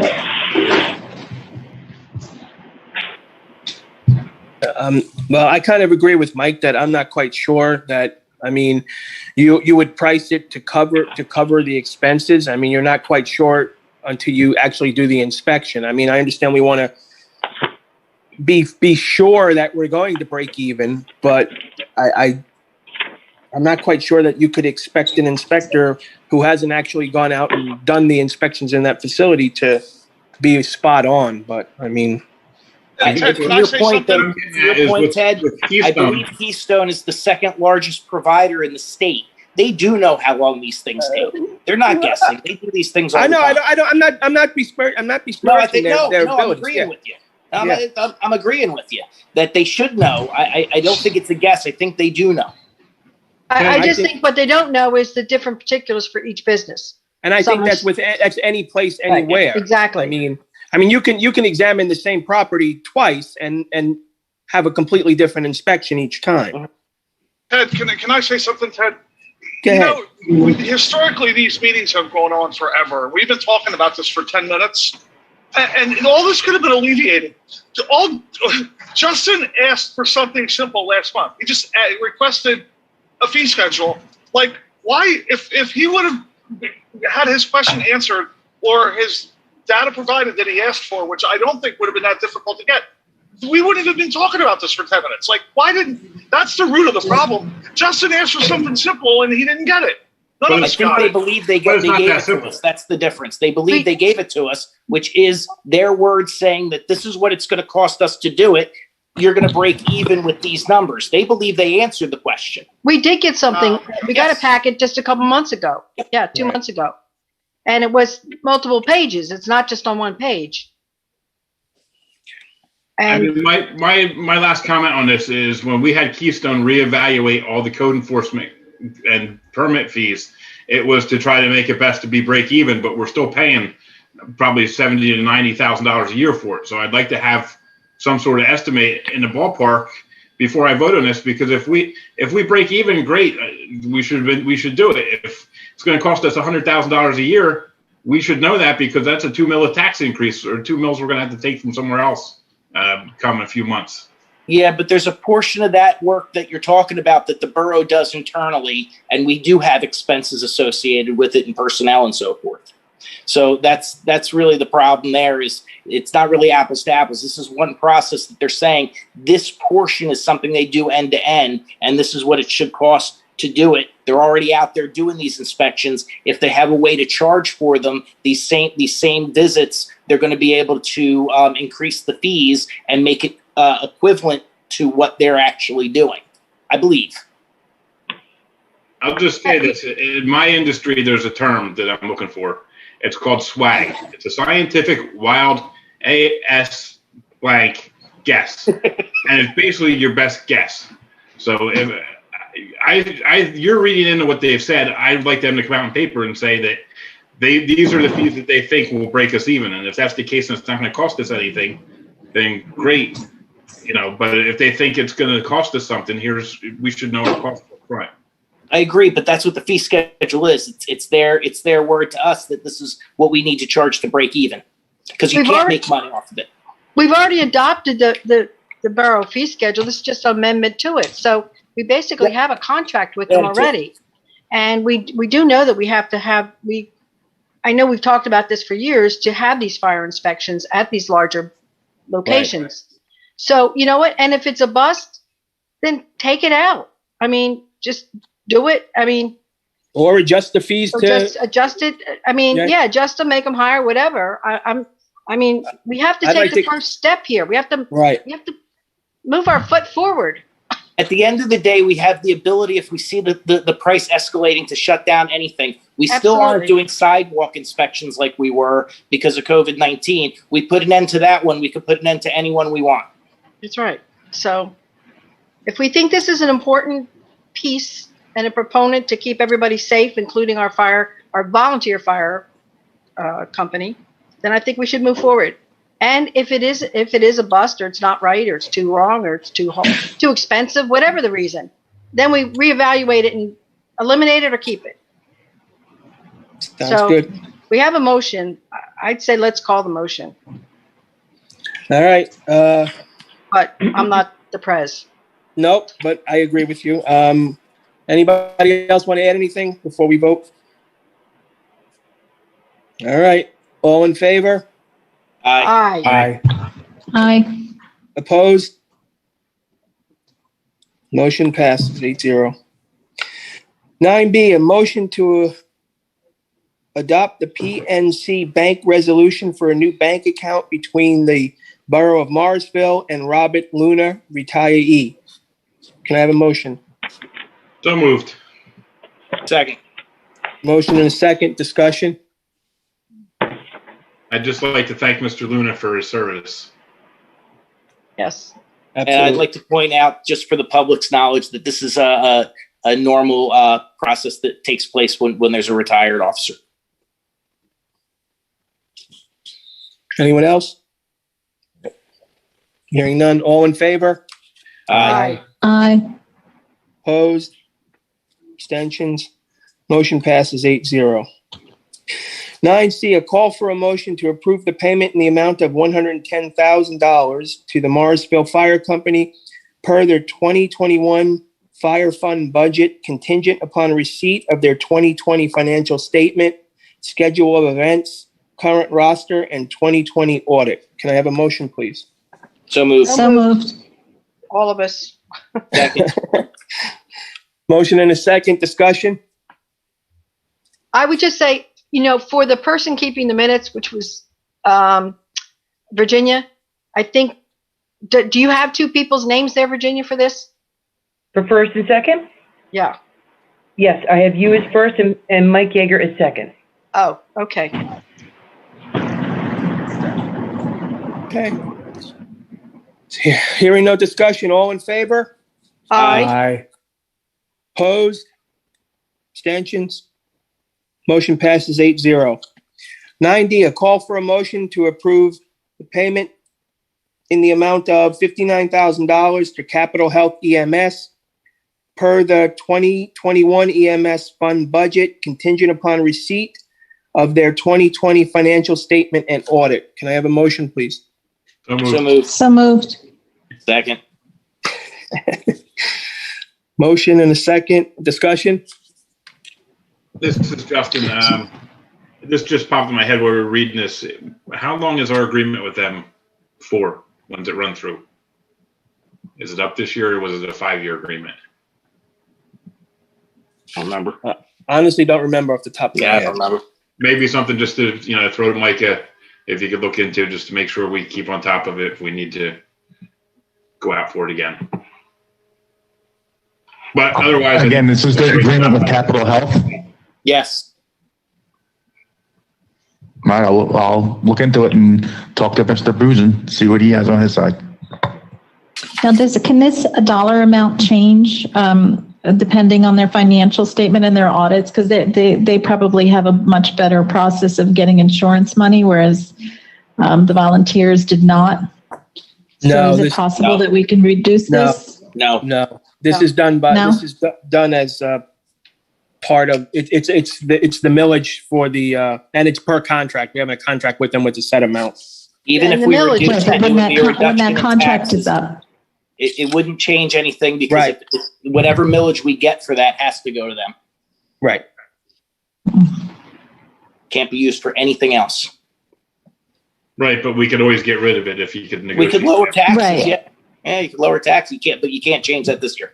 And I'm going to tell you right now, being in the business, there's not a significant amount of reimbursement to make any contract a zero bid. All right, motion and a second. We have discussion. Anyone else? All right, all in favor? Aye. Aye. Opposed? Abstentions? Motion passes 8-0. All right, moving on to 9E, a call for a motion to award the contract for the 2021 road paving program to General Asphalt Paving, Inc. in the amount of $151,103.07, subject to the allotted 2021 state highway funds, fully covering the winning bid total. Bid results provided by the borough manager. Can I have a motion? So moved. Second. Motion and a second. Discussion. Yes, I have a question for Wade. Sure. Could you tell me where, it was supposed to be base bid plus, well, minus, and then plus alternate 1 and 2, right? So, I'm sorry, keep going. No, that's all right. I came up with a different figure, so I don't know what I don't know what I'm looking at that's not right. So the recommended award is the total base bid minus deduct bid number 1 plus alternate bids number 1 and 2. All right. Correct. So, okay. So could you just read out do you mind reading out that figure if you have it or no? Yeah, I just opened it. Give me one Actually, second. Let's zoom in here. I think the first one was 151. All right. So the total, the base bid total is $131,296,042. Deduct bid 1 is $9,596. So you're subtracting that from the base bid. So it leaves you with about 121 million. Right. Plus alternate bids 1 and 2, which are 16,563.76 and 12,838.93 respectively. So that brings you up to 120, 131, 130. Yeah, it should bring you right to 151 if I'm not mistaken. Okay. Would you mind for the public, the alternate 1 and 2? I think 1 is Legion to Lafayette. Is that right? What did yeah, just one on the floor. Yeah, one is. Maybe just let the public know which Public know you know. what we're paving. Sure. Yeah, exactly. Sure. Let me just bring up the descriptions for them. All right, so alternate bid number 1 is North Lafayette Avenue from Hillcrest Ave to Clymer Ave. And then alternate bid number 2 is Keystone Avenue from Westbridge Street to Woodland Avenue. And then deduct bid, hold on, I just lost my screen. And then deduct bid number 1 is Hillcrest Avenue, which from Pennsylvania Avenue to Stockham Avenue. So Wade, in plain English, that means we're doing all of Hillcrest except for that block from Stockton Yes, exactly. Avenue. And why aren't we doing that? So my understanding is that, and I discussed this with Mike and John later, that so there's a pipe that's cracked that runs underneath of Hillcrest Avenue on that block, and it's going to have to get repaired, hopefully at some point within the next year, and we don't want to pave over it just to tear that up again. There's no point in doing that, so we'd rather save it for the next road program. There's a lot of activity on Hillcrest and North Lafayette these days. I mean, right. I guess they're putting gas pipes in also. So it's really getting torn up. So I understand that. Thank you to John Lader and the crew, and I guess to Wade as well, that they coordinated the fact that they were waiting for these pipes to get in before we decide to. You know, it's not easy to coordinate large companies sometimes, but it happened. So. Anyone Okay. else? Anyone else wish to comment? All right. I guess we can do it. We can say. All in favor? Aye. Opposed? Abstentions? Motion passes 8-0. Thanks for your time, Wade. Yes, thank you, Wade. Welcome. 9F, a call for a motion for the borough to co-sponsor a flea market hosted by the Friends of Morrisville Dog Park. The flea market will be at no cost to the borough, and the borough will waive all borough fees for the Friends of Morrisville Dog Park.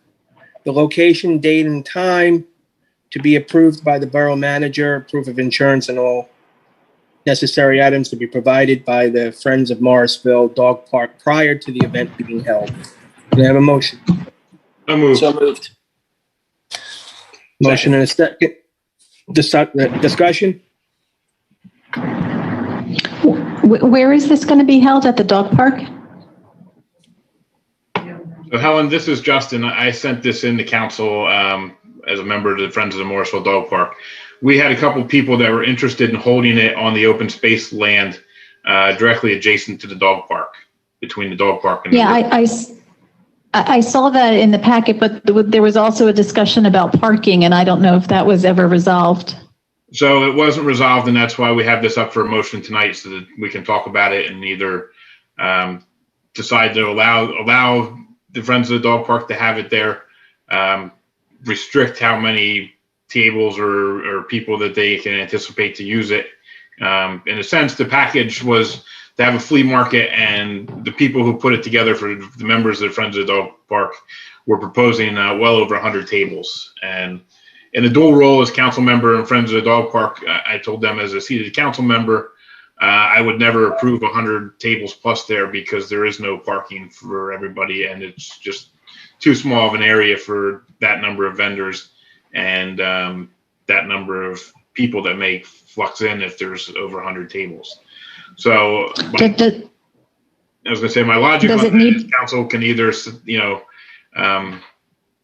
limit the number of tables or ask that it be moved to Williamson Park, which has a much bigger parking lot and a better setup.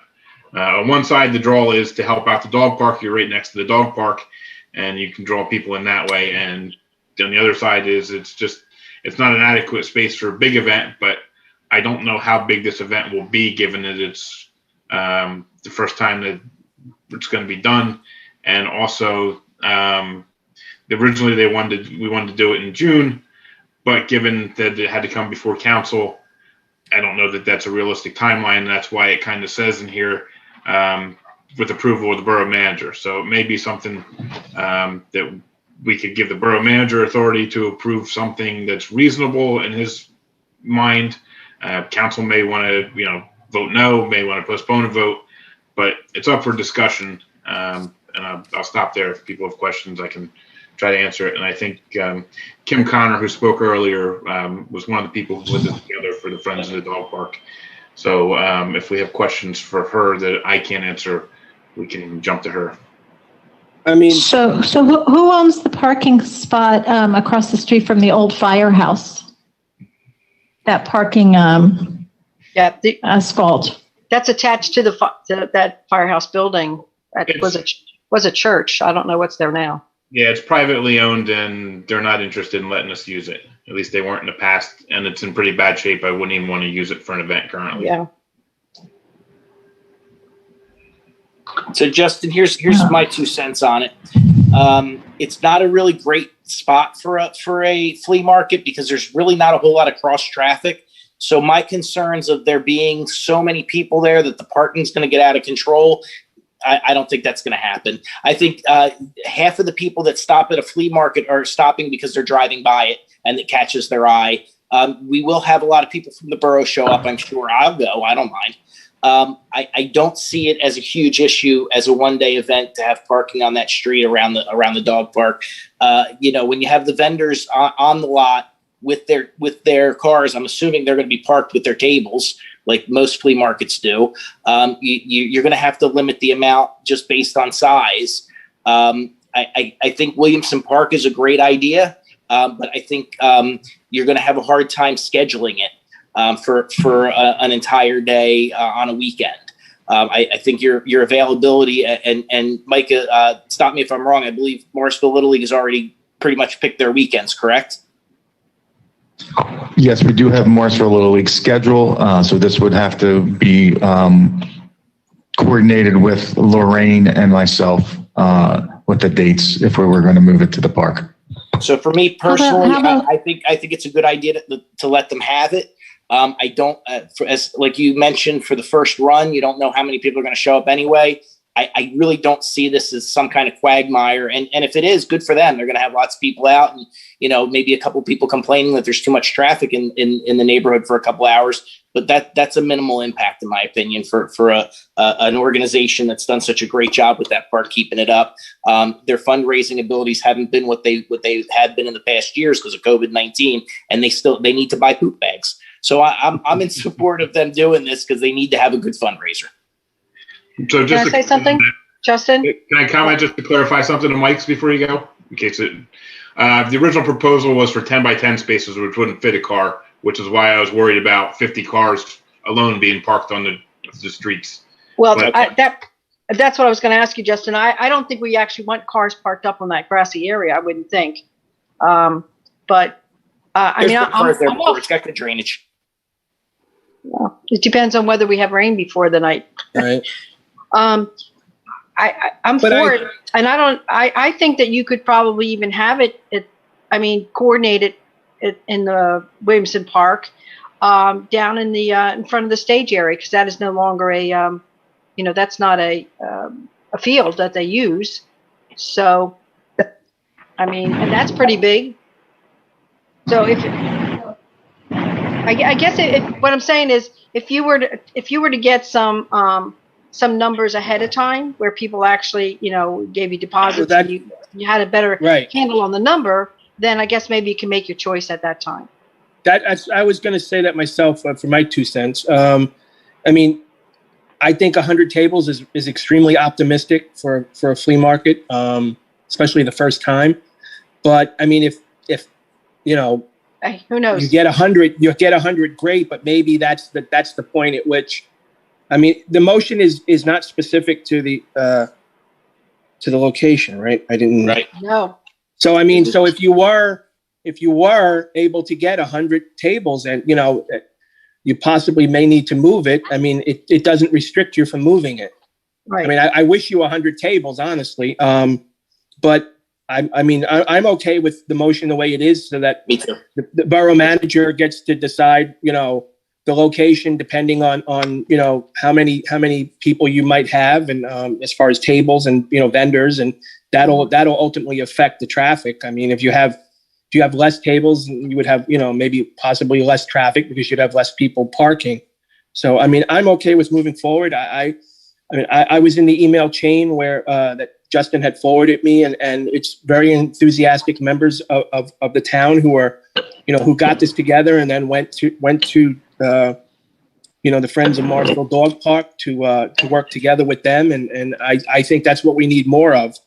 We need more people to come forward and help put things on in the borough, and so I'm okay with it personally. Anyone else? No, I'm okay as it stands. It's vague enough to be able to change. Exactly. Is that okay with you, Justin? Yeah, that's okay. This is for the bad pun intended. This is your puppy, so. Yeah. It is tough for them to get you a number, just because I'm thinking of one of the reasons is they want to start advertising it months in advance. To advertise it months in advance, you put out flyers of where it's at. So to advertise, to get people interested to be a vendor to come, it's. Well,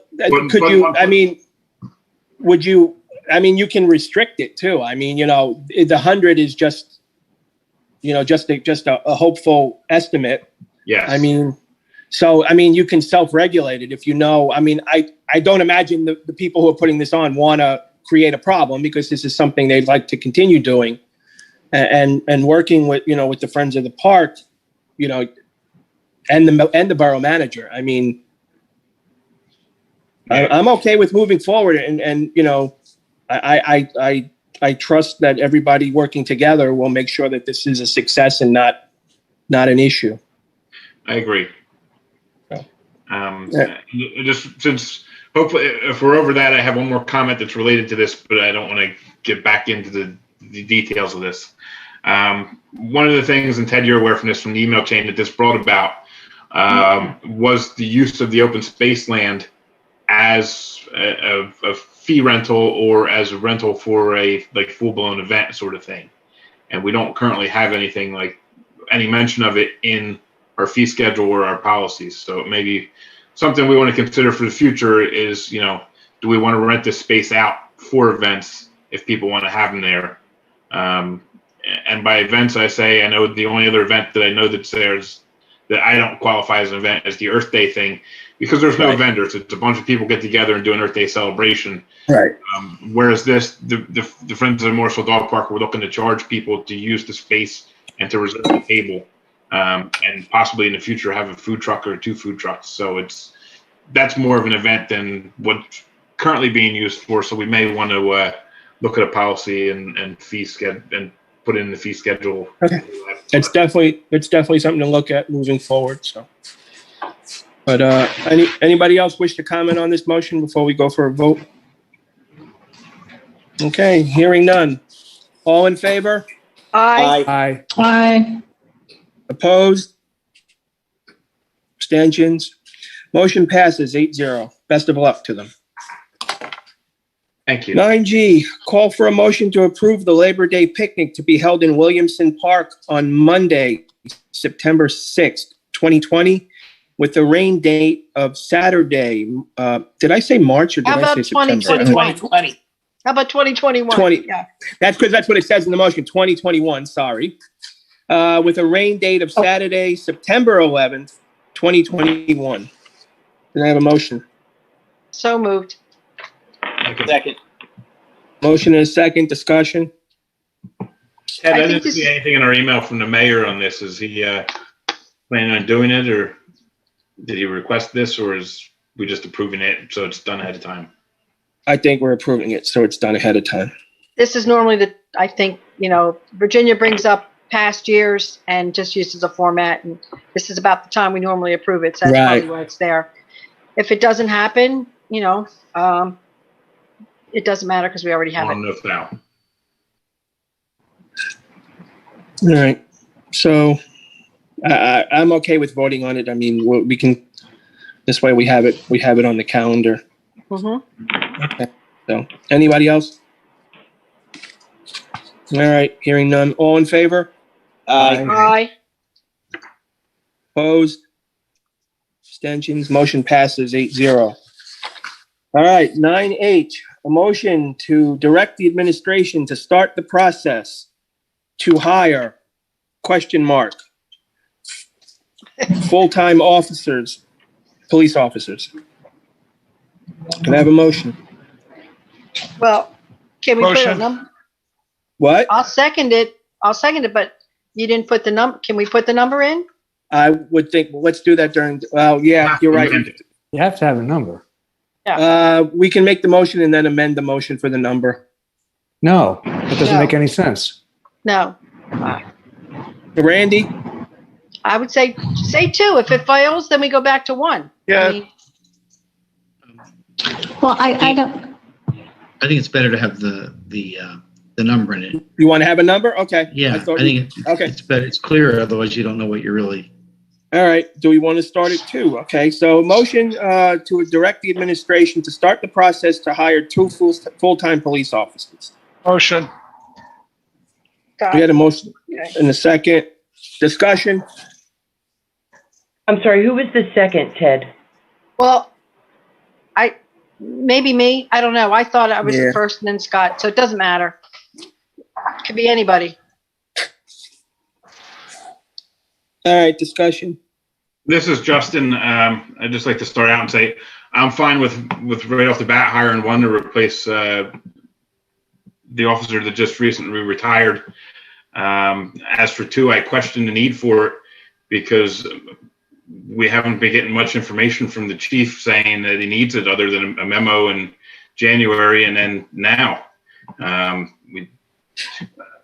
Pitcher was fired quite a while ago, and it seems like we've made it by without the chief being up here every month saying needs the manpower. So I'd be fine with 1, and if the chief wants more, I'd like to see some more backup from him as to why, such as hours needed to be covered, or his schedule showing that how problematic it is to get people to cover. I mean, personally, I agree with Justin. Me too.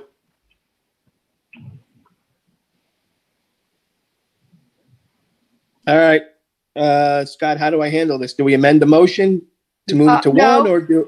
I would ask I you not vote? to amend the We'll see motion. if it passes. You see if it Hold on, passes. Just stop 1 second. Just everyone. There's a motion. There's a second. You've had a discussion. There hasn't been a motion to amend it or to whatever. Okay. So if that's the case, you could vote it. If the motion fails, another motion can be made. If it passes, Okay. then there's no need. I just make wanted to another motion. confirm. Yeah, no, you're good. You're good. Quick question, quick point of order question. If we do another, will that still fall under the same motion, or do we then need to open public comment again?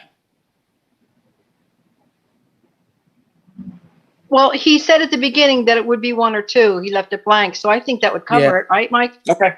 I don't know. I'm asking. Yeah, I'm not sure. Just procedurally, I want to make sure we get it done right. Yeah, I mean, as long as you do it before this vote, they've had the opportunity. They've not. Okay. Perfect. Thank you. I just want to make sure. All right. All right. So we have a motion. We have this, for 2 full-time officers. We've had discussion. Virginia, roll call, please. Yes. Mr. Bowers? No. You need public comment. We did it, or we asked for it already. I mean, we did the motion before we went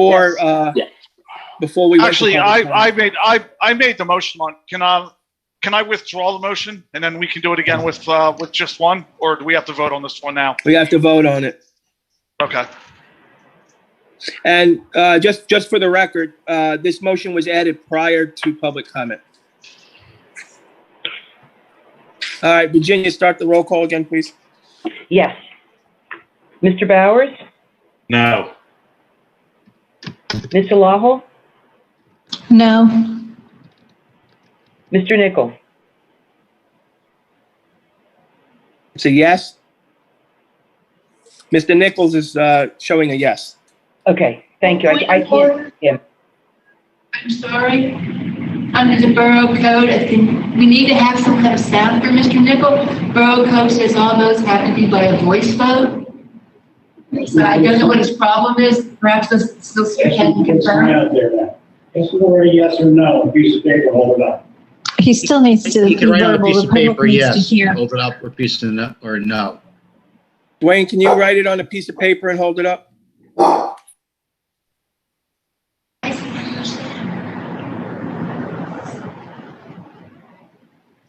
You have a yes. Okay, thank you.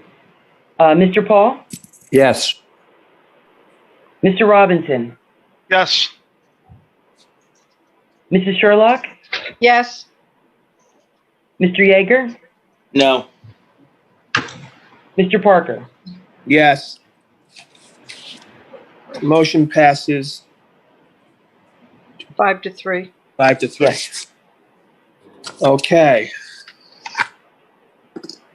We have a. Can I just, can I make a statement though? Going forward, I think we need to have more than just a memo saying I need personnel. I think we need to have a little more analytics to show the need and not just, we have 7, we used to have 10, now we have 9 now. And it's not just at you, the chief, it's for everything in the borough. There needs to be more justification for salaries and employees. That's just my 2 cents. Okay. All right. I'm going to go on to item 9I. I'm going to read the motion and then we'll open it up to public comment since it's an addition after public comment. Call for a motion to resubmit the DCED grant applications for the playground at Manor Park and for Patriots Park. All right, I'm opening it up for public comment. No comment. No comment? It doesn't look like we have any comments. Okay. I don't hear anybody online, so. All right, discussion, please. We have who's the motions? Who made the motion? Oh, We I read the haven't done motion. I'm sorry, right? Can I have a motion in a second? So moved. Second. All right, motion's moved and seconded. Discussion. All right. Hearing none, roll call vote. Mr. Bowers? Yes. Ms. Balajo? Yes. Mr. Nichol? Yes. Mr. Paul? Yes. Mr. Robinson? Yes. Mrs. Sherlock? Yes. Mr. Yeager? Yes. And Mr. Parker? Yes. Okay, motion passes 8-0. All right. We're moving on to 10, done with action items. Moving on to 10, other business. 10A, discussion of possible borough shredding event. Micah, would you like to? Yes, this was sent out, I believe, Wednesday to council to see if there's any interest in doing a shredding event. Again, this would be just a shredding event for paper. And I believe there is a fee and going to be incurred, an hourly fee to have those trucks here. And this is nothing that I personally am promoting, but I saw it come through and wanted the council to have to review it and have their opinions. What is the hourly fee? It was in the memo that we sent out. I didn't see that memo. So what was the hourly fee? I don't have it in front of me. That's why we sent the memo out. I believe it was $295 per truck per hour, I believe, and I can pull that. That sounds about right. I've done these before. They end up running about $1,200 for 4 hours. Yeah, I don't understand. We have the opportunity to have them through State Rep Perry Warren, and I think we should check first to see if he's doing another one this spring. And also Steve Sanacero does them on occasion. And so I think we should research first to find out the free ones and go to the state. I mean, I used Perry's last year. That I'd be concerned with that the location. These things get very swamped with traffic, and I mean, if you're going to do it down the island, you're talking about blocking up Delmore Avenue big time on a weekend. Yeah, on a very busy weekend anyway. We really don't. If you're going to do it at the borough, you have a shot, but it's gonna pull in a lot of traffic from all over the area, not just from the borough. And I think do they ask for volunteers to help them, or is that all part of the fee? Sometimes. No. What about, could we ask the state reps to sponsor it and have them pay for it and have it in our borough? We could try. You could try. They probably want to open it up to others, though. I mean, in their district, if they're going to sponsor, they probably want to make sure it's in their district. So it wouldn't be just our borough. Towns can hold their own and have them sponsor it too. I didn't hear that, Justin. I'm sorry. I said the other towns can hold their own event and have them sponsor it as well. I mean, well, normally I go to these events, and they are open to Bucks County. The last one I went to was in Newtown. Sometimes they're at Oxford Valley Mall. I don't know if that we have a place big enough, because they kind of have the car lanes, and then the trucks sitting there, and then you ride through, and then you have to leave. So I don't know where we would hold it. I'd like to see us check with our state reps first to find out if, number one, Justin said, if they'd sponsor, or if they're having one soon that would be available for everybody to go to. And if we think it's a little too far away, because I'm also remembering the one in Newtown, maybe we can find another location closer. I don't know. Can't think of one right off the top of my head. But before we spend the money, I think that we should try to find a free one first. Sorry, cost free. I didn't want to sound too cheap. I'm with Nancy. If we can find something, I mean, of all I mean, I'm not, I'm not saying there aren't people that want it, but of, all the people that I talk to in town, I don't think I've ever had anyone ask me when we're going to do a shredding event. They, ask about their taxes. They say their garbage didn't get picked up. They said their package got stolen, their mail got misdelivered, and the potholes are bad and whatnot. But no one's ever asked me about a shredding event. I'm not saying we shouldn't do it, but people that I've talked to in town, it hasn't. I don't see spending like, what Mike said, like $1,200 for 4 hours. Shredding one's own my 2 cents. Shredding one's own documents have become much more popular now than they were even just 5 years ago. So. Oh, I know that. I know. So I think, which is just another reason. I mean, it's just for discussion right now, and I think a good idea came up that we should maybe reach out to what the state reps' offices and find out if this is something they'd like to do in our area or do in the borough, and then go from there.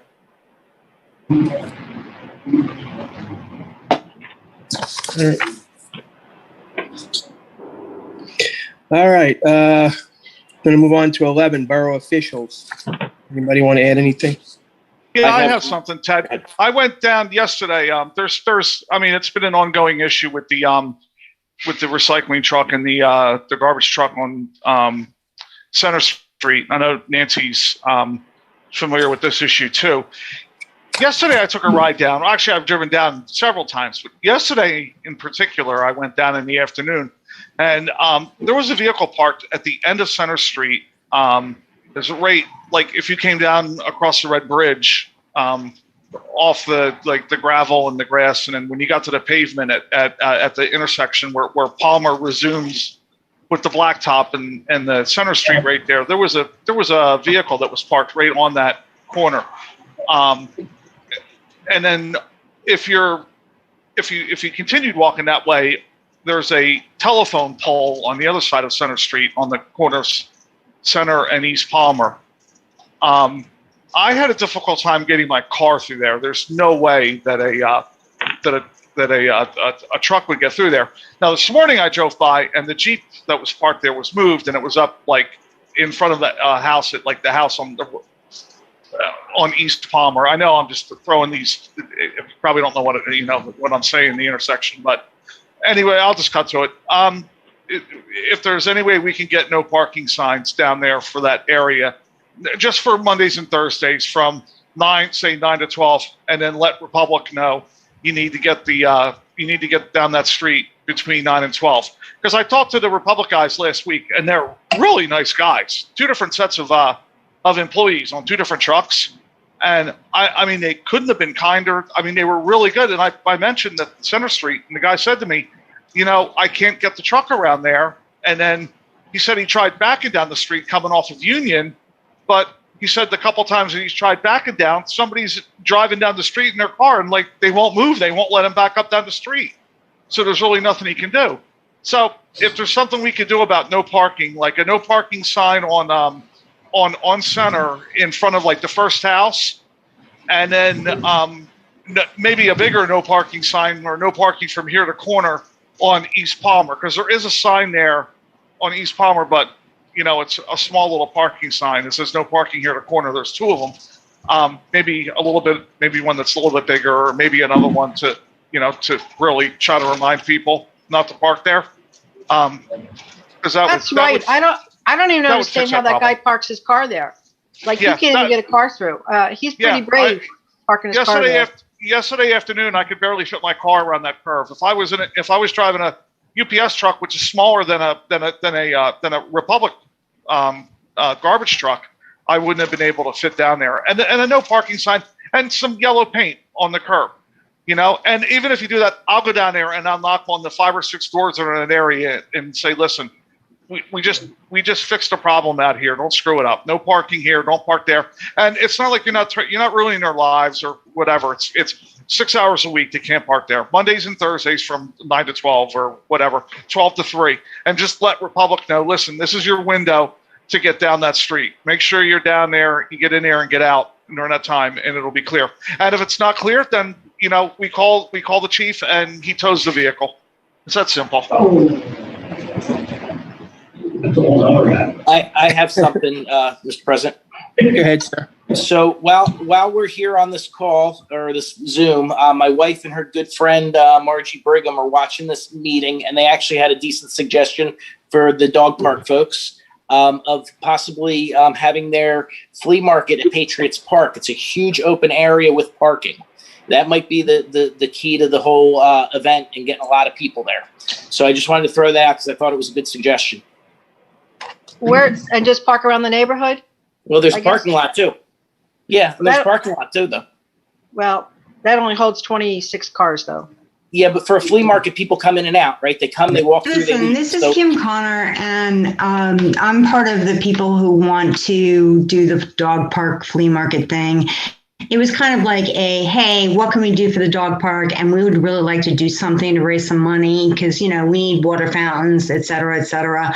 So we're totally amenable to doing whatever the council needs. And we actually asked the borough and they said it was okay as long as it was okay with the council. And actually specifically the Friends of the Dog Park. I hate to do this to you. I hate to do this to you, Ms. Connor, but you're way out of order. You're way out of order on this. Thank it was you. just a suggestion. I thought it was a good one, and I appreciate what you guys are doing. I am 100% in support of what you guys are doing. Thank you, Mike. That doesn't, I mean, it doesn't solve any of the issues. We're thinking about if we can't do it in June, then we'll do it in September and we'll do it wherever you want. And I don't mean to cut you off again, but I think that's why we left the motion as vague as it was. And it's very unrestricted. So in other words, you really don't want us to assess. Is that what you're saying? No, not at all. The motion was vague so that it gave you the ability to adjust the size, the location, the time that you can that you want to hold it. The motion is vague to give you the ability to change location, to change the time, the date, and stuff like that. It's meant to allow you a lot of latitude in being able to hold the event. And I really do appreciate that. But what would my next steps be? And this is something, I'll talk to you and we'll move forward. Right. It's going to be just going through. That's fine. That's fine. As long as somebody discusses it with me, that'd be great. I'm just sitting here going, oh my God, what am I supposed to do next? So I'm not comfortable with that feeling. I really like answers and I really appreciate that, you guys are giving me the time, and I'm sorry to intrude in your, your schedule. Thank you.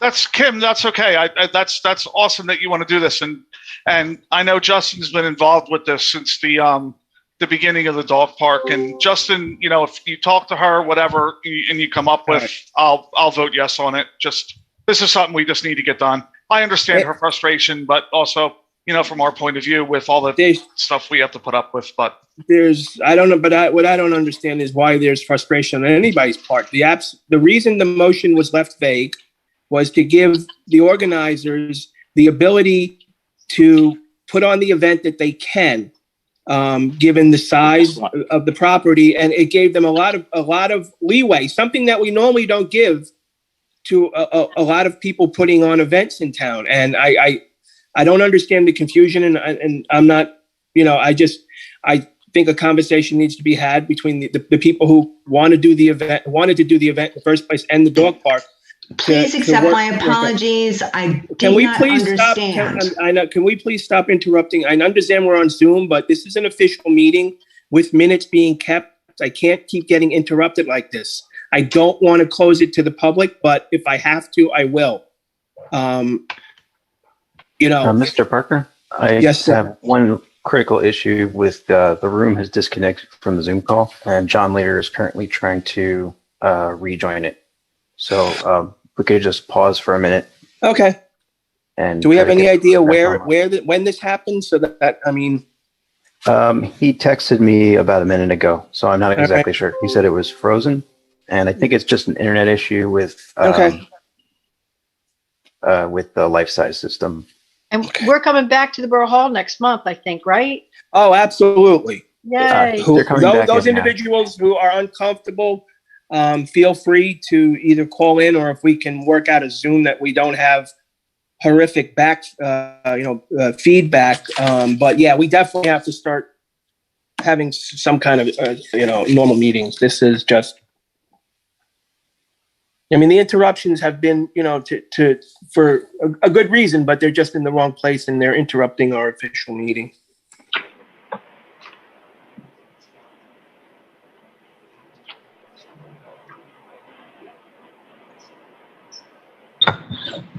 Mr. Parker?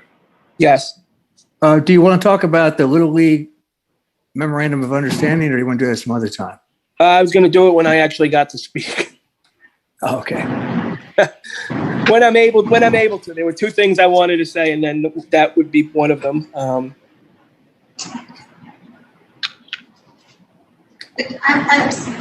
sorry, did you guys adjourn the meeting or are we still on? No, we got disconnected because of internet issues. So did we adjourn the meeting? No, we did not. We're still waiting. Okay, so can I make a motion to adjourn? No, I have two things I need to bring up. Okay. Well, I don't know if you have. I don't know you have all council people back. I don't see Robinson. I don't see Mike. I don't know about Justin. We're all here, right? I'm here. Robinson and Justin are there. Okay. At this point, this is just borough officials. This is no voting, no nothing like that. All right. The first thing is Morrisville Little League has reached out to both the borough administration and myself and Bob Paul about wanting to meet to discuss the MOU. So there's some things they wanted to discuss, and I think an ad hoc committee to have some council members meet with them is probably the best option at this point. So I'd like to form an ad hoc committee and ask for volunteers. I know Mr. Paul wants to be involved. Right. I'll jump in if you need me. Great. Okay. Mike, so you're volunteering? Yes. Okay. Do we have a third person? Anybody else want to volunteer? Dwayne? Do you need your yes paper again? No. Okay. We got you. We got it. All right. So we got three people. Okay. So I don't have any dates or anything yet, but I can let them know that we have three council members who wish to talk to them. Yeah, I'll get in touch with Mike and Dwayne to find out their availability along with Jim O'Brien. Okay. And we'll work and on then you that. get exactly. Okay. Who were the three people? Mike, Nancy. No. No. No, not Dwayne, me. it's Dwayne, Mike, and me. If anyone else wants to join, you're certainly welcome to. Mike Jagger. All right. So the last thing is just simply a reminder that tomorrow is primary day. The poll hours are from 7 a.m. to 8 p.m.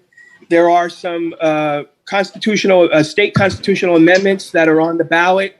That voting for those amendments is open to members of all parties. And the locations, depending on ward, are at the senior center in the first ward, the library, the basement in the library for the second ward, and the school cafeteria for the third ward, and the school cafeteria in Grandview